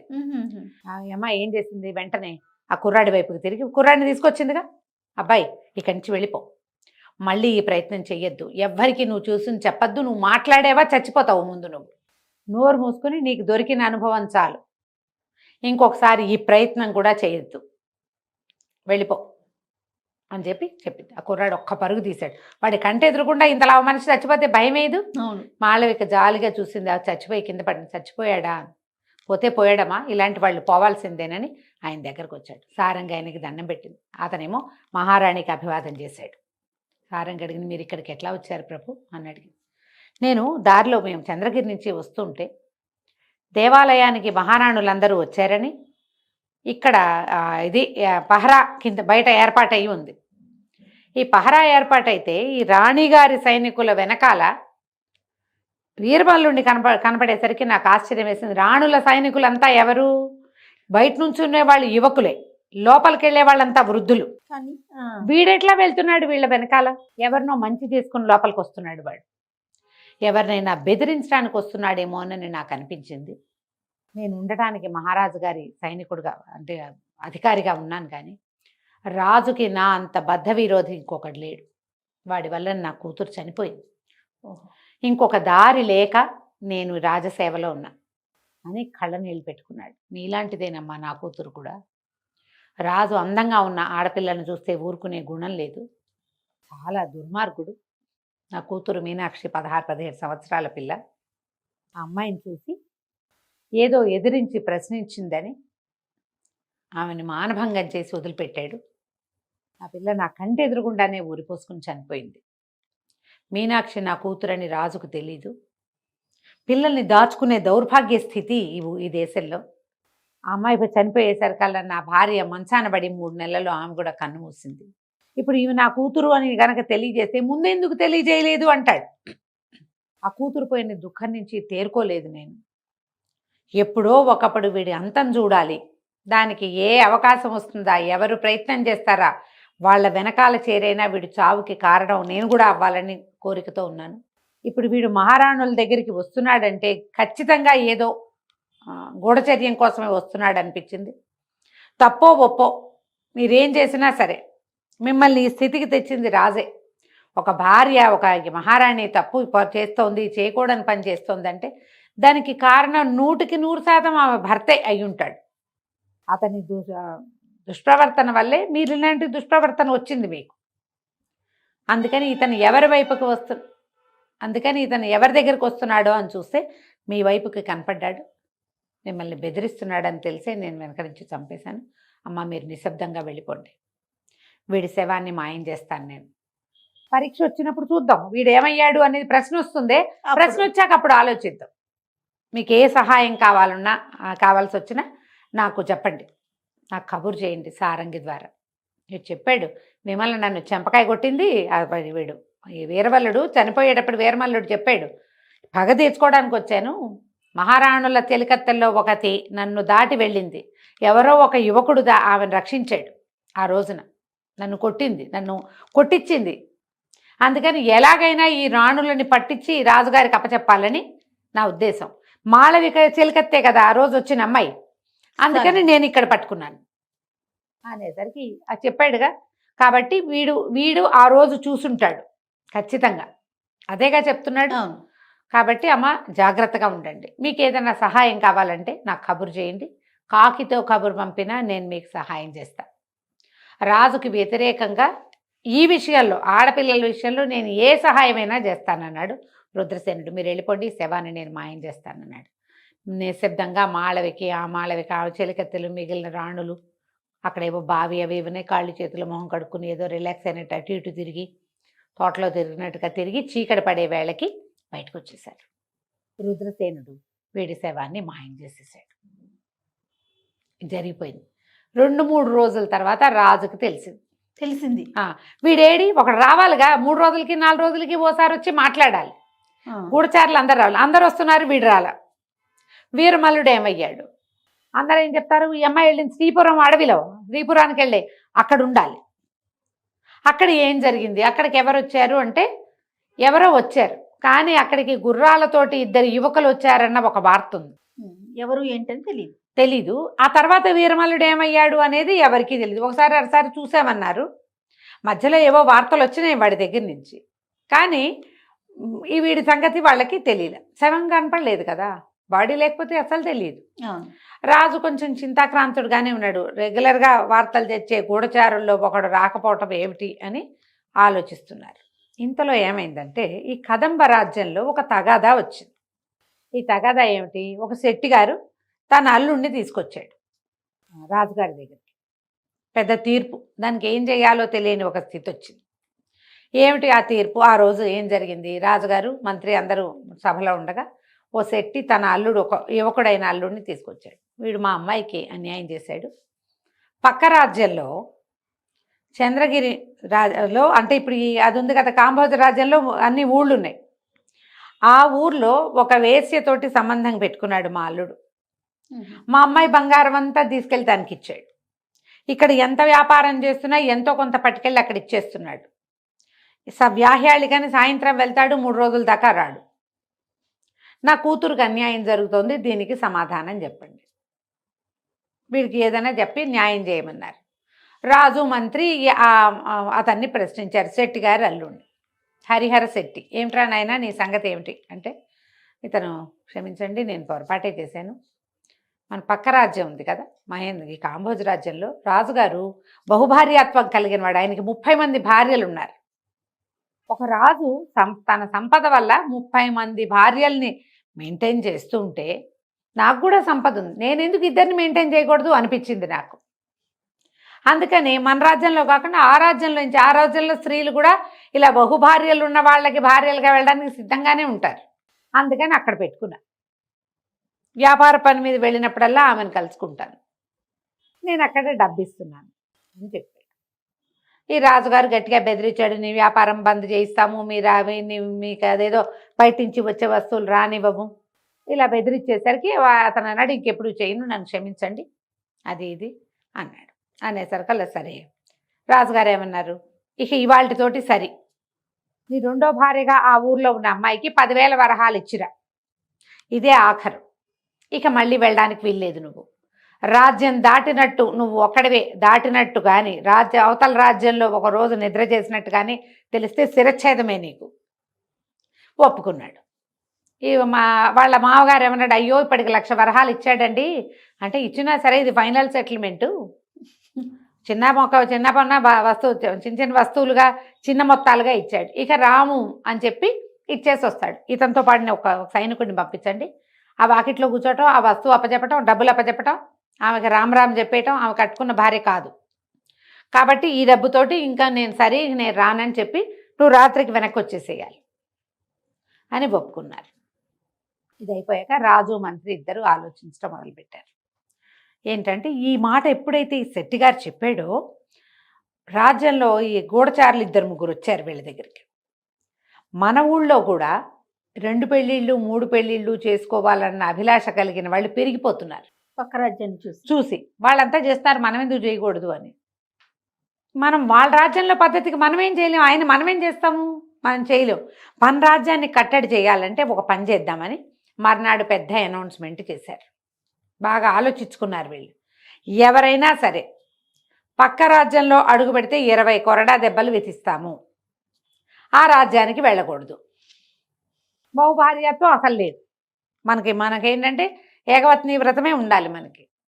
మొదటి భార్యకి పిల్లలు పుట్టకపోయినా, తీవ్రమైన అనారోగ్యం ఉన్నా, మరణించినా రెండో పెళ్లి చేసుకోవచ్చు. కానీ ఆమెకి పిల్లలుండి ఆరోగ్యంగా ఉంటే ఈ రెండో పెళ్ళి, రెండో భార్య, రెండో వ్యవహారం కుదరదు, ఇది మన రూల్ అని రాయించేశారు. ఇప్పుడు ఏమైంది, పక్క రాజ్యంలో అడుగు పెట్టంగానే 20 కొరడా దెబ్బలు పడతాయంటే, యువరాజు వారానికి 3 సార్లు వెళ్తాడు. 3 సార్లు వెళ్తున్నాడు శశికాంతుడు ఆ అమ్మాయిని కలుసుకోవడానికి, రాగమంజరిని కలుసుకోవడానికి. ఎప్పుడైతే ఇది బయటకు వచ్చిందో యువరాజు నిర్ఘాంతపోయాడు. ఇప్పుడు ఏమని వెళ్ళను, నేను ఎలా వెళ్ళాలి, యువరాజే చేస్తే తప్పు, చిత్రవ్రతుడు వద్దన్న ఇతను బాగా ఆలోచించుకున్నాడు. ఏమన్నాడంటే, దీనికి మూలఛేదం చేయాలి, పక్క రాజ్యంలో అడుగు పెట్టకూడదంటే మన వ్యాపార సంబంధాలు ఏమవుతాయి, పైగా పక్క రాజ్యంలో ఉన్నదాన్ని చూసి మన రాజ్యంలో వాళ్ళు చెడిపోతుంటే అసలు ఆ రాజ్యంలో పరిస్థితి ఏమిటి, ఆ రాజ్యంలో మగవాళ్ల పరిస్థితి ఏమిటి, ఆడవాళ్ల పరిస్థితి ఏమిటి. రాజు 30 మందిని చేసుకున్నాడు, ఓ అమ్మాయి బొంగాని మళ్ళీ రోడ్డు మీద పడుతున్నాడు. అలాంటి దౌర్భాగ్యపు రాజును అసలు ఉండనీయచ్చా మన పొరుగున? కాబట్టి దీని మీద ఆలోచించాలి. తర్వాత రాగమంజరికి నిజం చెప్పాల, ఇప్పుడు నేను రాజకుమారుడిని చెప్పి తీరాలి. అంతేగా, బట్టల వ్యాపారి అని చెప్పుకున్నాడు ఇప్పటిదాకా. సరే ఏం చేశాడు చిత్రవ్రతుడు, నువ్వు రావద్దు, నేనే వెళ్తా, నువ్వు వెళ్తే నీకు కూడా పడతాయి దెబ్బలు. సరే ఊరుకున్నాడు. ఈ శశికాంతుడు బయలుదేరి వెళ్ళిపోయాడు. వెళ్ళి ఆ అమ్మాయిని కలుసుకున్నాడు. ఆ అమ్మాయికి నిజం చెప్పేశాడు, నేను మహేంద్ర భూపతి కుమారుణ్ణి, నా పేరు శశికాంతుడే, ఈ రాజ్యానికి కదంబ రాజ్యానికి కాబోయే రాజుని నేను, నీకు రాజులంటే ఇష్టం కాబట్టి నేను నీకు చెప్పలేకపోయా అనేసరికి ముందు కొంచెం కళ్ళనీళ్ళు తిరిగినాయి కానీ అమ్మాయి మెల్లిగా సర్దుకుంది. ఎందుకంటే మహేంద్ర భూపతి చాలా గొప్ప రాజు, ఆయనకు దురభ్యాసాలు దుర్వ్యసనాలు ఏమీ లేవు. రెండోది తన పరమసాహసి, సింహంతో యుద్ధం చేయగలిగిన వాడు. చూసిందిగా ఇలాంటి వాడిని ఎట్లా వదిలిపెట్టుకుంటారు.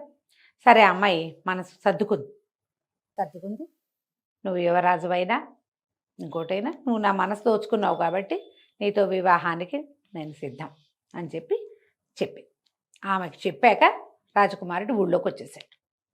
రావటం ఏంటి, వెళ్ళి సభలో నుంచి శిక్షను అంగీకరించడానికి వచ్చాను అని అందరూ నిర్ఘాంతపోయారు. ఇదేమిటి ఇంత బుద్ధిమంతుడు, రాజాజ్ఞని మీరుతాడా యువరాజే?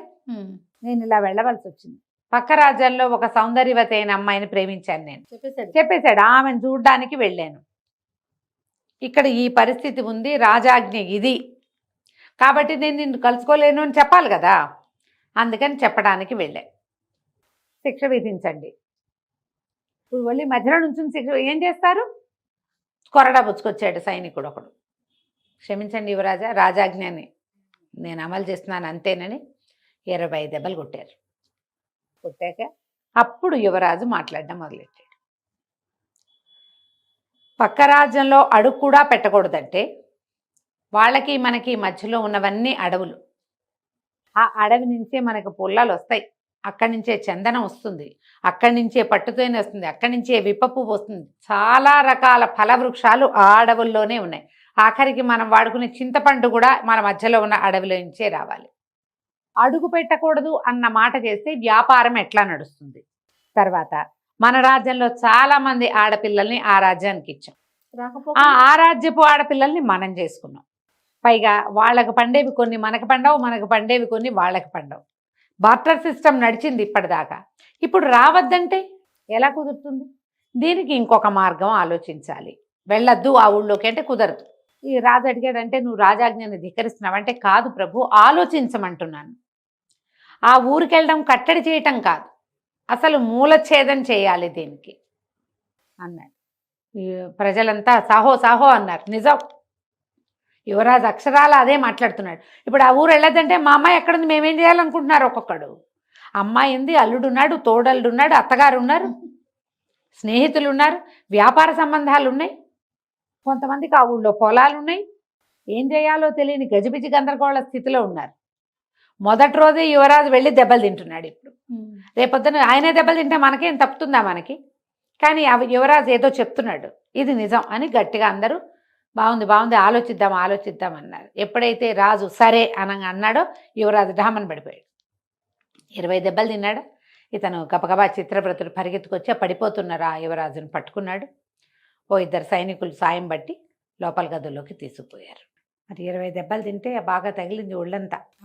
ఊడిపోయిన చెండాలన్నిటికీ నెయ్యి రాసి, నూనె రాసి, మందు రాసి, నానా గందరగోళం పసర్లు అవి పెట్టి వైద్యం చేస్తున్నారు. ఇంతలో అతనికి తనకి చిరపరిచితమైన కంఠస్వరం వినపడింది. ఆశ్చర్యపోయాడు. రాగమంజరి ఎలా వచ్చిందా అని. కల్లో ఉన్నాను అనుకున్నాడు. కాదు, రాగమంజరి నిజంగానే వచ్చింది. ఎప్పుడైతే ఇతను ఆ గ్రామంలో ఒక అమ్మాయిని ప్రేమించాను అని చెప్పాడో, రాజు వెంటనే ఎవరిని ప్రేమించాడో వాళ్ళనే పెళ్లి చేసుకోవాలి. ఇప్పుడు అదేగా మన రూలు. ఒక అమ్మాయిని ప్రేమించి ఇంకో అమ్మాయిని పెళ్లి చేసుకోవడం రాచరికం ప్రకారం అట్లా చేయడానికి వీల్లేదు. రాజుగారి అబ్బాయే ఖచ్చితంగా ఉంటే మిగిలిన వాళ్ళు చేయవలసిందే. ఓహో, పిలిపించేశారు. అందుకని ఏం చేశారు, ఈ చిత్రవ్రతుడిని పట్టుకుని ఈ అబ్బాయి ప్రేమించిన అమ్మాయి ఎవరి తాలూకా అని తండ్రితో సహా కూతురుని రప్పించారు. ఆ పిల్ల ఆల్రెడీ ఆ అమ్మాయి ఏం చేసిందంటే, ఆ రాగమంజరి ఆయనకి తండ్రికి చెప్పింది, మన ఇంటికి వస్తున్నవాడు, నన్ను రక్షించినవాడు, నన్ను ప్రేమించినవాడు కదంబ రాజ్యానికి యువరాజని వివరంగా చెప్పేసింది. తండ్రి సిద్ధంగానే ఉన్నాడు. అంటే వాళ్ళు ఏమనుకున్నారు, యువరాజు మళ్ళీ వస్తాడో రాడో తెలియలే వాళ్ళకి. అనుకోకుండా సైనికులు వచ్చారు శుభలేఖ పట్టుకుని, నిన్ను రమ్మంటున్నారు అని. ఆయన కూతుర్ని వెంబడి పెట్టుకుని వచ్చాడు. అమ్మాయి ఇచ్చి ఇతన్ని పరామర్శించింది. ఒళ్ళంతా దెబ్బలు. సరే తల్లి అన్నది, ఇంత సాహసం ఏమిట్రా నాయన, దెబ్బలు తినటానికే వెళ్ళినట్టు అంటే అతను అన్నాడు, అమ్మా మరి కొన్నిసార్లు వెళ్ళా, ఇలాంటి ఒక వార్త వచ్చిందని నేను వెళ్ళలేదనుకో, నేను మోసగాడిని అయిపోతాను. నాన్నగారు ఏకపత్ని వ్రతం అని చెప్పినప్పుడు నేను అదే కదా చెయ్యాలి, దానికోసం దెబ్బలు తింటే ఏమైంది అనేసరికి ఆవిడ సంతోషించింది. పిల్లల్లో అలా మాట నిలబెట్టుకునే గుణాన్ని తల్లులు అప్రిషియేట్ చేస్తే అలా ఆ గుణం ఇంకా కొంచెం వృద్ధి పొందుతుంది కదా. మాట నిలబెట్టుకునే గుణం. ఏం పర్వాలేదు, మనకు తగిన పిల్లని చేసుకుంది కానీ ఆ పిల్లని వదిలేయి అని చెప్పే తల్లులు లేరు ఇప్పుడు. అవునండి, ఉన్నారు.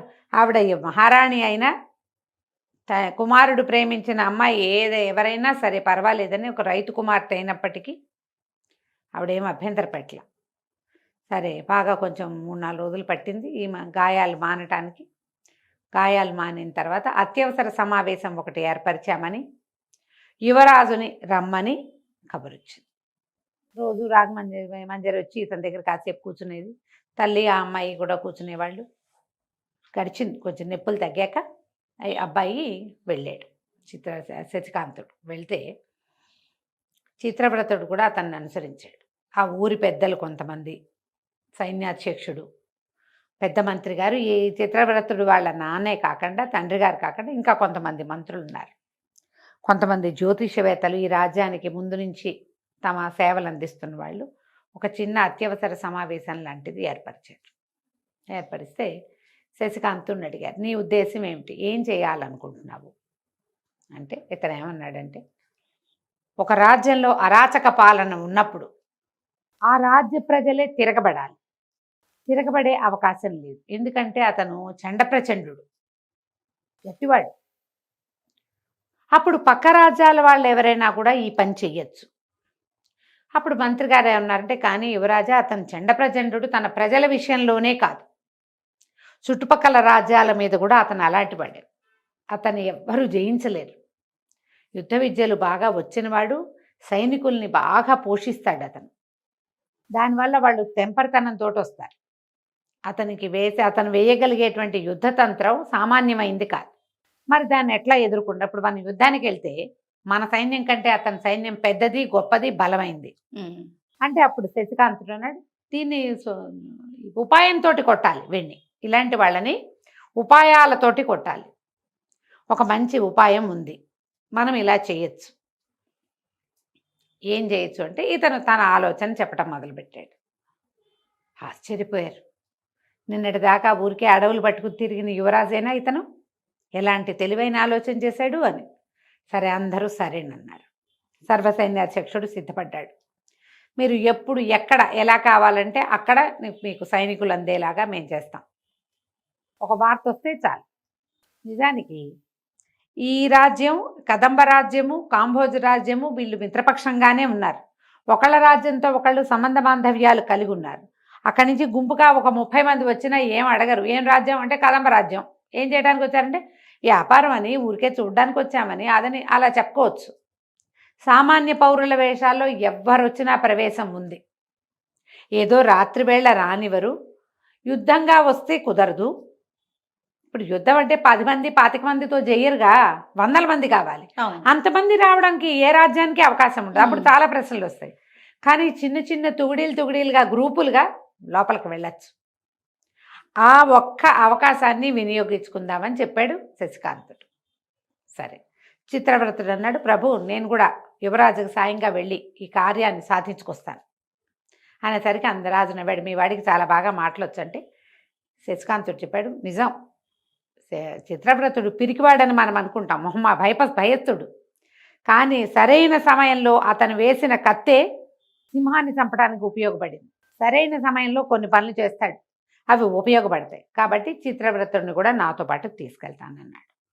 సరే, యువరాజు రాజకుమారుడు మంత్రి కుమారుడు ఇద్దరు బయలుదేరదామనుకున్నారు. తల్లికి రాఘమంజరికి చెప్పారు.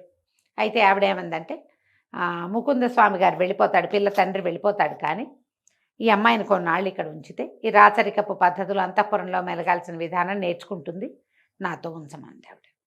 సరేనన్నారు. ఆయన వెళ్ళిపోయి అమ్మాయిని రాఘమంజరిని మాత్రం ఇక్కడ మహారాణితో పాటు ఉంచారు. రాకుమారుడు మంత్రి కుమారుడు ఇద్దరు బయలుదేరి వెళ్తే ఈ 2 రాజ్యాలకి మధ్యలో శ్రీపురం దగ్గర గూఢచారులు ఉంటారు. ఇంతకుముందు కూడా చూశారు అక్కడే వీళ్ళు. అవును. అక్కడ ఉన్న ఒక గూఢచారి వీళ్ళని ఆపాడు. ఎవరు ఏమిటి, కత్తులు కటాలతో వీళ్ళిద్దరే, కానీ రాజపురుష వేషాలతో ఉన్నారు. ఆ కత్తి ఎగర కొట్టేశాడు శశికాంతుడు. ఇంతలో ఇంకోడు వచ్చాడు. ఇద్దరు అక్కడ ఉండేది గూఢచారులు. ఆ మొట్టమొదటి ఎప్పుడైతే వీరమల్లుడు దెబ్బలు తిన్నాడో ఆ వాళ్ళ రెండో వాడు లేకపోవటం వల్ల ఇది కుదిరింది. సరే, ఆ రెండో వాడిని కూడా రాకుమారుడు రైన్లో పెట్టేశాడు శశికాంతుడు. ఇంతలో ఏం చేశారు, దూరం నుంచి 10 మంది సైనికులు వచ్చారు. వీళ్ళిద్దరిని కట్టేసి తీసుకెళ్ళిపోయారు. వీళ్ళ అబ్బాయిలు ఇద్దరు ఏం చేశారు, చక్కగా బట్టలు మార్చుకుని తమ దగ్గర జోలెల్లో ఉన్న బట్టలు వేసుకున్నారు. 2 వృద్ధులు 2 గుర్రాలు నడిపించుకుంటూ వెళ్తున్న వేషం వేసుకున్నారు. చక్కగా ముస్తాబయ్యారు పెద్దవాళ్ళుగా. రాజ్యంలోకి ప్రవేశించారు. రోడ్డు మీదే ఒకడు అడిగాడు, ఎక్కడికి వెళ్తున్నారు ఏమిటి అని అడిగేసరికి ఏం చెప్పాడు, బాబు పెద్దవాళ్ళం గుర్రాలు అమ్మటానికి వెళ్తున్నాము అనేసరికల్లా చీకటి పడింది, ఇప్పుడు వెళ్ళడానికి కుదరదన్నారు. అయ్యో చీకటి పడితే ఈ అడవిలో ఏముంటాం, రాజ్యం పొలిమేరలు దాటి లోపలికి వెళ్ళాలి కదా, సరే మాకేదైనా ఇచ్చి వెళ్ళండి అన్నారు. ఏమిటి ఇస్తే రానిస్తారా, ఇస్తే రానిస్తే ఇంకేముంది, సెక్యూరిటీ పోయినట్టేగా, ఏదైనా కాల్చి చేతిలో పెడదామనిపించింది వీళ్ళకి. ఏం చేశారు, జేబులో నుంచి డబ్బులు తీసి ఇచ్చారు. పైన ఇంకో 4 ఉంటారన్నాడు వీడు.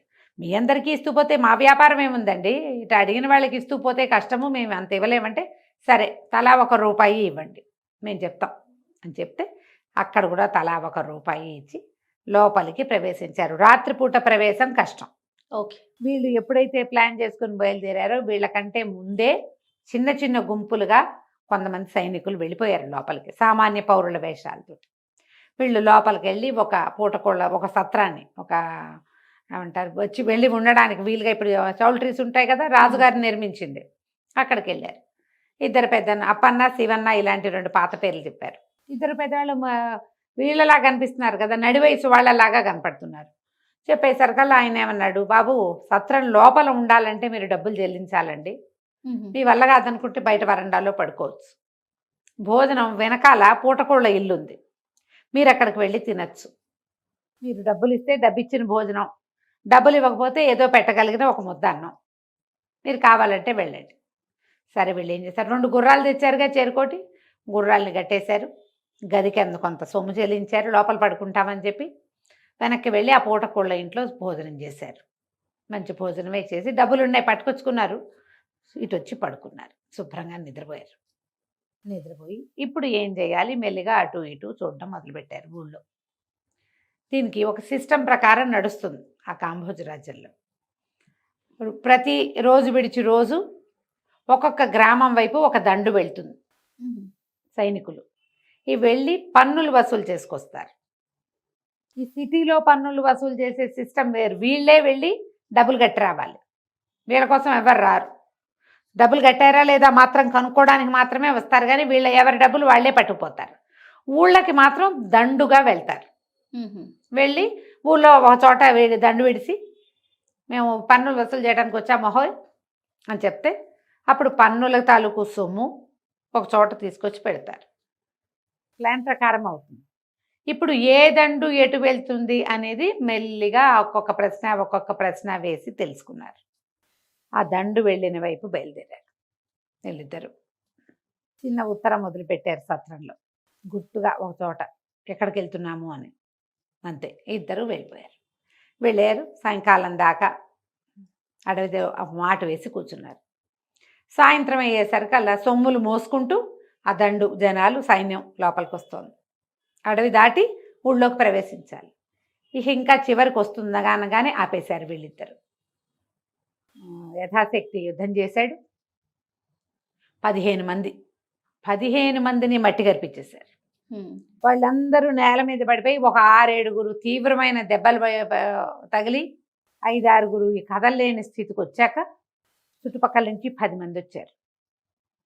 రావటం ఏమిటి, చకచక ఈ ఎవరెవరైనా కింద పడిపోయారో వాళ్ళందరినీ తలా ఒక గుర్రం ఎక్కించి వాళ్ళ మీద వాళ్ళు ఆ గుర్రం మీదే 2వ వాడు కూడా ఎక్కేసి కామ్గా అడవి దాటించి తీసుకుపోయారు. సొమ్మంతా అక్కడే ఉంది. ఒక్క సైనికుడు నుంచున్నాడు. 15 మందిలో 14 మందిని తీసుకుపోయారు, ఒకడే నుంచున్నాడు. అవన్నీ మూటకట్టి భుజాన్ని వేసుకుని వెళ్ళిపో అన్నారు. వాడు తెల్లబడి డబ్బులు మీరు తీసుకోరా అన్నాడు. తీసుకో, డబ్బులు నువ్వు పట్టుకెళ్ళు. ఏం చేయాలో తెలియదా. 15 మంది 15 గుర్రాల మీద వేసుకొచ్చిన డబ్బు అక్కడ ఉంటే దెబ్బలు తగిలిన వాళ్ళందరినీ మోసుకుపోయారు. ఎక్కడికి పోయారో తెలీదు.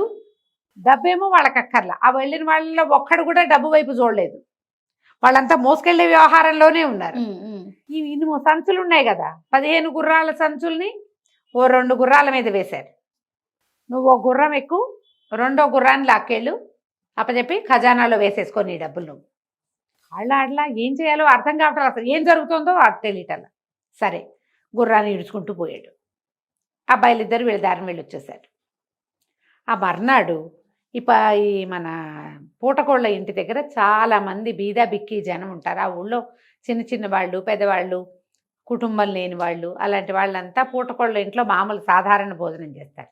ఈ రాజకుమారుడు, మంత్రి కుమారుడు ఇద్దరు పోయి పూటకోళ్ళ అవ్వకి బాగా డబ్బులు ఇచ్చి, వీళ్ళందరికీ శుభ్రమైన భోజనం పెట్టు, ఇవాళ మేము 2 గుర్రాలు అమ్మాం, వీళ్ళు తెచ్చిన గుర్రాలు వెళ్ళిపోయినాయి, గుర్రాలు అమ్మేశాం, మరి బాగా డబ్బులు వచ్చాయి కాబట్టి వీళ్ళందరికీ భోజనం పెట్టిస్తున్నామని అనౌన్స్ చేశారు.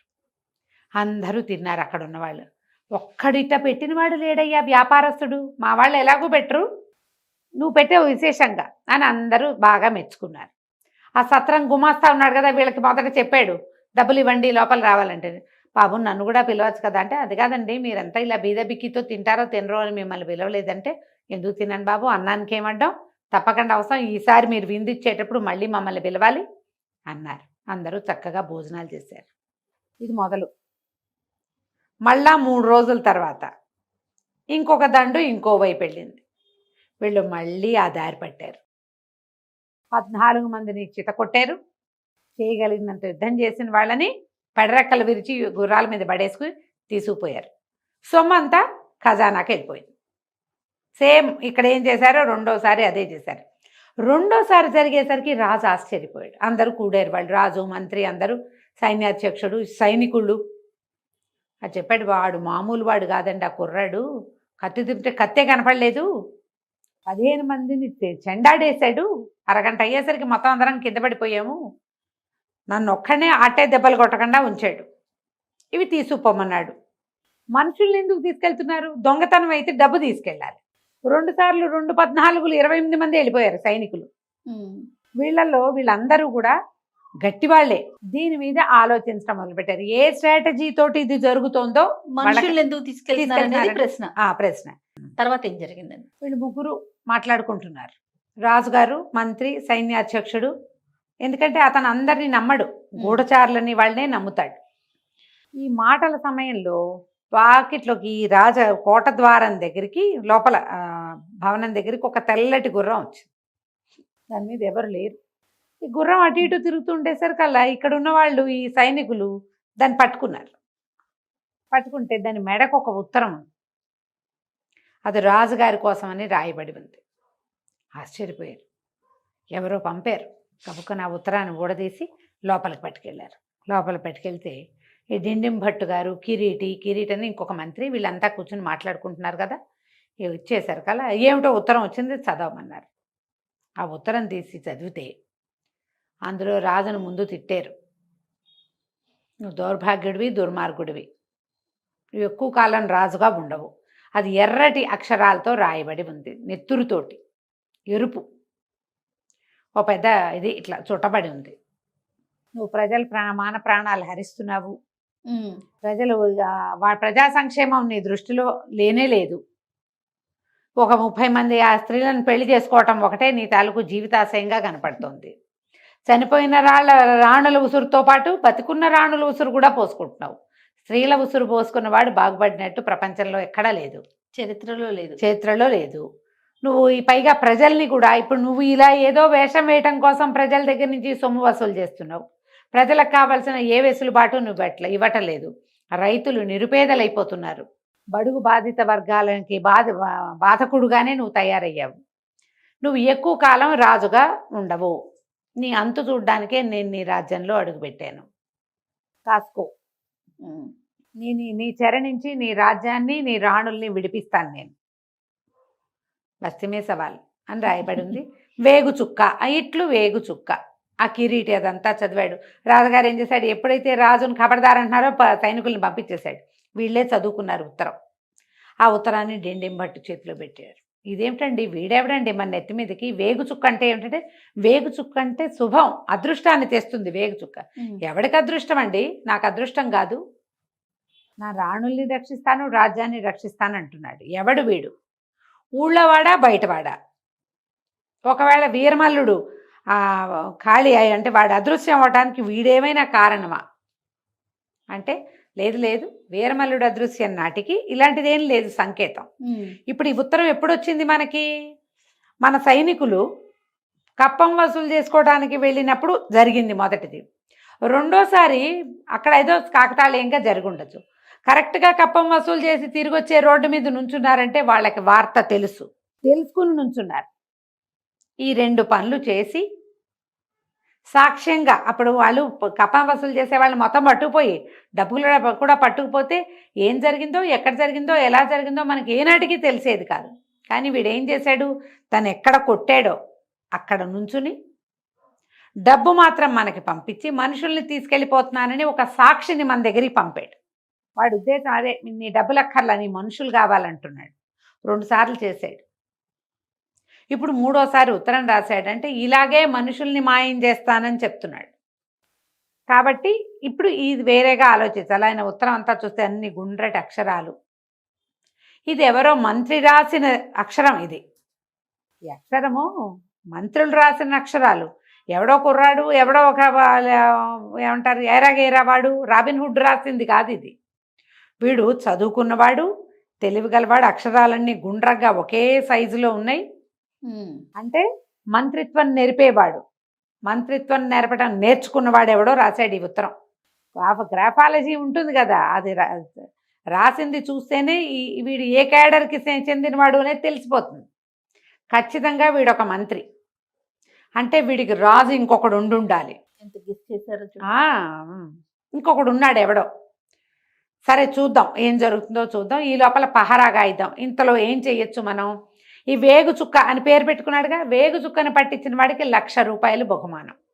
ఆచూకీ చెప్పినా సరే, వాడినే పట్టుకున్నా సరే. దండోరా పిటాయించారు, మొత్తం దండోరా కొట్టారు. వెంటనే రాణులకు కూడా ఈ వార్త తెలిసిపోయింది. వాళ్ళల్లో వాళ్ళు మాట్లాడుకోవటం మొదలుపెట్టారు. ఎవరు ఏమిటి, ఇప్పుడు ఇలాంటిది ఏదైనా రాగానే అందరం మాట్లాడుకుంటూ ఉంటాం అంతే కదా. ఈ రాణులు ఏమనుకున్నారు, వీడెవడో మన పట్ల వీడికి సానుభూతి ఉంది, ఈ రాజును ఏమైనా చేశాడంటే మనకి స్వతంత్రం వస్తుంది, హాయిగా పుట్టిళ్ళల్లో అయినా సుఖంగా ఉంటాం, మన జీవితం ఇంకా మంది, వీడి కాలు కింద ఉండాల్సిన పని లేదు మనం. కాబట్టి వీళ్ళందరూ రాణులందరూ వేగుచుక్క పక్షం అయిపోయారు. మనసుల్లో అదేముంది, ఏం జరుగుతుందో అని చూస్తున్నారు.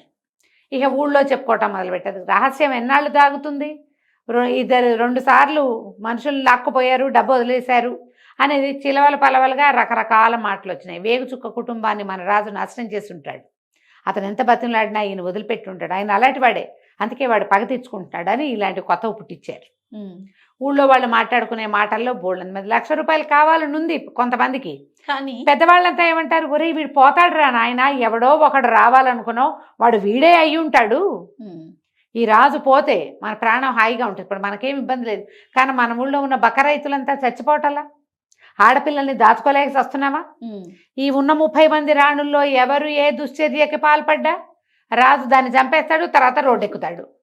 ఇప్పుడు చూసాక 3 సార్లు 4 సార్లు. మళ్ళీ మొన్నే కదా కుందనవల్లిని పెళ్లి చేసుకున్నాడు, వ్యాపారస్తుని చంపేసి.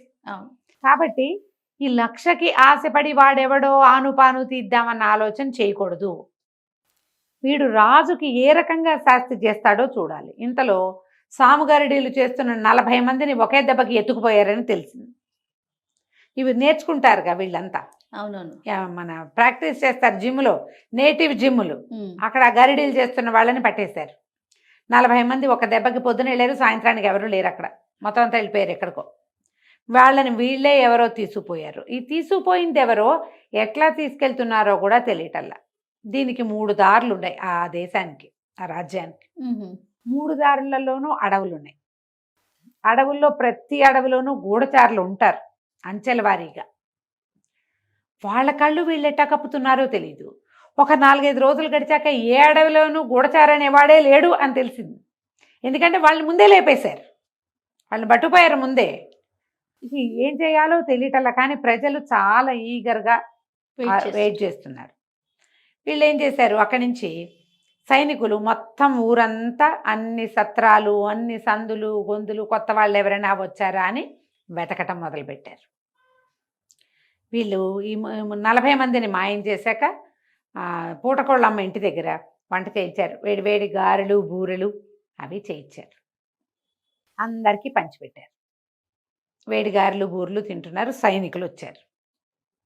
వచ్చాక ఈ సత్రం ఈయన ఉన్నాడు కదా రామాచారి, ఆయన పేరు సత్రం గుమాస్తా అని అడిగారు. కొత్తగా ఎవరిని వచ్చాడు? ఎవ్వరు రాలేదండి, అందరూ పాత వాళ్ళే, ఎవ్వరు లేరు అంటే వీళ్ళంతా చూస్తుంటే ఈ పెద్దవాళ్ళ వేషంలో ఉన్న శశికాంతుడు, చిత్రవ్రతుడు కనపడ్డారు. వీళ్ళెవరు ఎప్పుడు చూడలేదే అని అడిగాడు ఒక సైనికుడు, కొత్తగా చూస్తున్నాను. అబ్బాయి వీళ్ళు ఎప్పుడో వచ్చారండి, చాలా నాళ్ళైంది వచ్చి, పెద్ద గుర్రాల వ్యాపారస్తులు, వ్యాపారం బాగా సాగిందని మరి ఇక మా అందరికీ గారెలు బూరెలు చేయించారు, పట్టండి మీరు కూడా తినండి అని వేడి వేడి గారెలు బూరెలు చేతులు పెట్టారు. అవి తింటూ సైనికులు ఇతన్ని అడిగారు, శశికాంతుడిని, ఎంతకాలం ఉంటారు మీరంటే, ఇంకొక నెల 40 రోజులు ఉంటామండి, ఇంకో చిన్న చిన్నవి ఇంకా ఉన్నాయి, గుర్రాల పైనుంచి వస్తున్నాయి, అమ్మకాలు అయిపోగానే మేము వెళ్ళిపోతాం, మేము ఎప్పుడో వచ్చాం అనేసరికి సరేనన్నారు.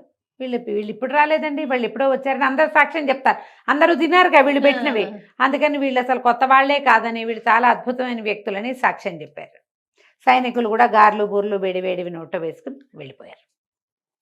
రాత్రి పడుకుంటే గంటకి పారా హుషారు వినపడుతోంది. ఓ పెద్ద 10 మంది సైనికులు పారా హుషారు అరుచుకుంటూ వెళ్తున్నారు. మళ్ళా సరిగ్గా గంట అయ్యేసరికి మళ్ళీ వచ్చేస్తారు, గస్తీ తిరుగుతున్నారు ఊళ్ళో, ఏవి అవ్వకుండా. అబ్బో ఏర్పాట్లు గట్టిగా ఉన్నాయంటే అప్పుడు శశికాంతుడు అన్నాడు, దీనికి తగినట్టు చేద్దాం, మనం కొత్త ఐడియా చేయాలి. ఇప్పుడు ఇక్కడ ఉండకుండా మహారాణుల సంగతి మనకు తెలియాలి. పూర్వం ఒక రాణి గారి చెలికత్తెను రక్షించాం మనం, ఆమె చెప్పింది ఏం చెప్పింది, ఈ సత్రమే, వీళ్ళు దిగిన సత్రమే అది, ఈ సత్రంలో గుమాస్తా గారి కూతురు గోపిక, ఆమెను కలుసుకోమంది. గిరిక ఆమెను కలుసుకోవాలి. ఇప్పుడు అమ్మాయి కనిపించట్లా, ఆయన ఇల్లు ఎక్కడో, రేపొద్దున అమ్మాయిని పట్టుకోవాలి, తాము ఇక్కడ ఉన్నామని లోపలికి వార్త వెళ్ళాలి. ఎవరికి? మహారాణులకి. ఎందుకంటే ఆ మహారాణి చెలికత్తనే కదా, అమ్మాయి చెప్పింది మీకు ఏ సహాయం కావాలన్నా చేస్తాము, మేము సిద్ధం. ఇప్పుడు కలవాల్సింది గిరిక, పూర్వం కలిసింది విమల. సరే, మర్నాడు పొద్దున ఏం చేశారు, ఈ రామాచారి గారి దగ్గర కూర్చుని ఆయన చేయి పరీక్షించాడు. ఏంటంటే మీకు జ్యోతిష్యం వచ్చా అన్నాడు. వచ్చండి, ఆయన ఎవరో ఒక మహానుభావుడు హిమాలయాల నుంచి వస్తే, ఆయన వద్దంటున్నా ఏవో 4 ముక్కలు చెప్పాడు, నేర్చుకున్నా ప్రతి చోట ఉపయోగపడుతుంది, నేను చెప్పినట్టు కనపడుతుంది, జరుగుతుంది, ఉన్నది ఉన్నట్టు లేనిది లేనట్టు చెప్పి అవతల బారేస్తానన్నాడు. చెప్పండి అంటే చెయ్యి బాగా చూసి, మీ జీవితం బాగానే ఉందండి, మీకు ఒక అందమైన కూతురు ఉంది కదా అన్నాడు.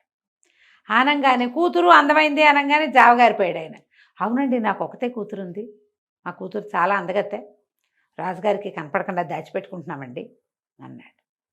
అనేసరికి చాలా బాగుంది, మీ కూతురు భవిష్యత్తు కూడా చూస్తే బాగుంటుంది, ఇంకా అమ్మాయి భవిష్యత్తు చాలా బాగుంటుందండి అన్నాడు. ఈయన అన్నాడు, ఈ సత్రం గుమాస్తా గారు, నా చేతిలోనే తెలుస్తుందండి మా అమ్మాయి భవిష్యత్తు అన్నాడు. మీ చేతిలో ఏం తెలుస్తుందండి, మీకు అమ్మాయి ఉందని తెలుస్తుంది, పిల్ల చేయి చూస్తే ఏమైనా తెలియచ్చు అనేసరికి పక్కన కూర్చున్నాడుగా చిత్రవ్రతుడు. అదేంటి కోపన్న అట్ట వదిలేస్తావు, ఆ పిల్ల చేయి కూడా చూసి ఏదైనా చెప్తే చేయించుకుంటాడు కదా అని ఎంకరేజ్ చేశాడు. ఈయన గబుక్కున్న ఆ పిల్లని తీసుకొచ్చి ఎవరికైనా చూపించే ఉద్దేశం లేదు, కానీ ఇప్పుడు జ్యోతిష్యం అనగానే అందరూ చేతులు చాపుతారు కదా. ఆయన అన్నాడు, రేపొద్దున పిలిపిస్తా మా అమ్మాయిని, మా అమ్మాయి చేయి చూసి చెప్పాలండి, ప్లీజ్ అండి అని బతిమలాడాడు. సరేలేండి, మీరు అడుగుతున్నారు కాబట్టి, కానీ లేకపోతే ఏముంది చూద్దాంలేండి, రేపటి సంగతి రేపు అన్నాడు. ఆయన మర్నాడు పొద్దున్నే కూతురుని తీసుకొచ్చాడు. ఈయన గాల్లో బాణం వేశాడు, కానీ నిజంగానే చక్కటిది ఆ గిరిక, ఆ పిల్లనే కదా, ఆ పిల్లకి తెలియజేయాలి మేము ఇక్కడ ఉన్నాము, విమలని కలిసిన వాళ్ళం మేమేనని తెలియజేయాలి. ఆ పిల్ల చేయి చూసే లోపల ఈయన్ని మంచినీళ్ళు ఇద్దామని మెల్లిగా అమ్మాయికి చెప్పాడు, విమలని పూర్వం కాపాడిన వాడిని నేనే, మేము ఇక్కడ ఉన్నామని విమలకి వార్త చెప్పాలి అంటే, అవునండి అప్పుడు చెప్పింది విమల తనని కాపాడారని, మిగిలిన వివరాలు అవి చెప్పలేదు, సరే మీరు ఇక్కడ ఉన్నారని చెప్పాలి అంతే కదా, నేను విమలకి తెలియజేస్తానంతే. విమలకి తెలియజేయటం ద్వారా రాజకుమారుడు ఏం సాధించాలనుకున్నాడో మనం తర్వాయి భాగంలో తెలుసుకుందాం. తప్పకుండా. నమస్తే.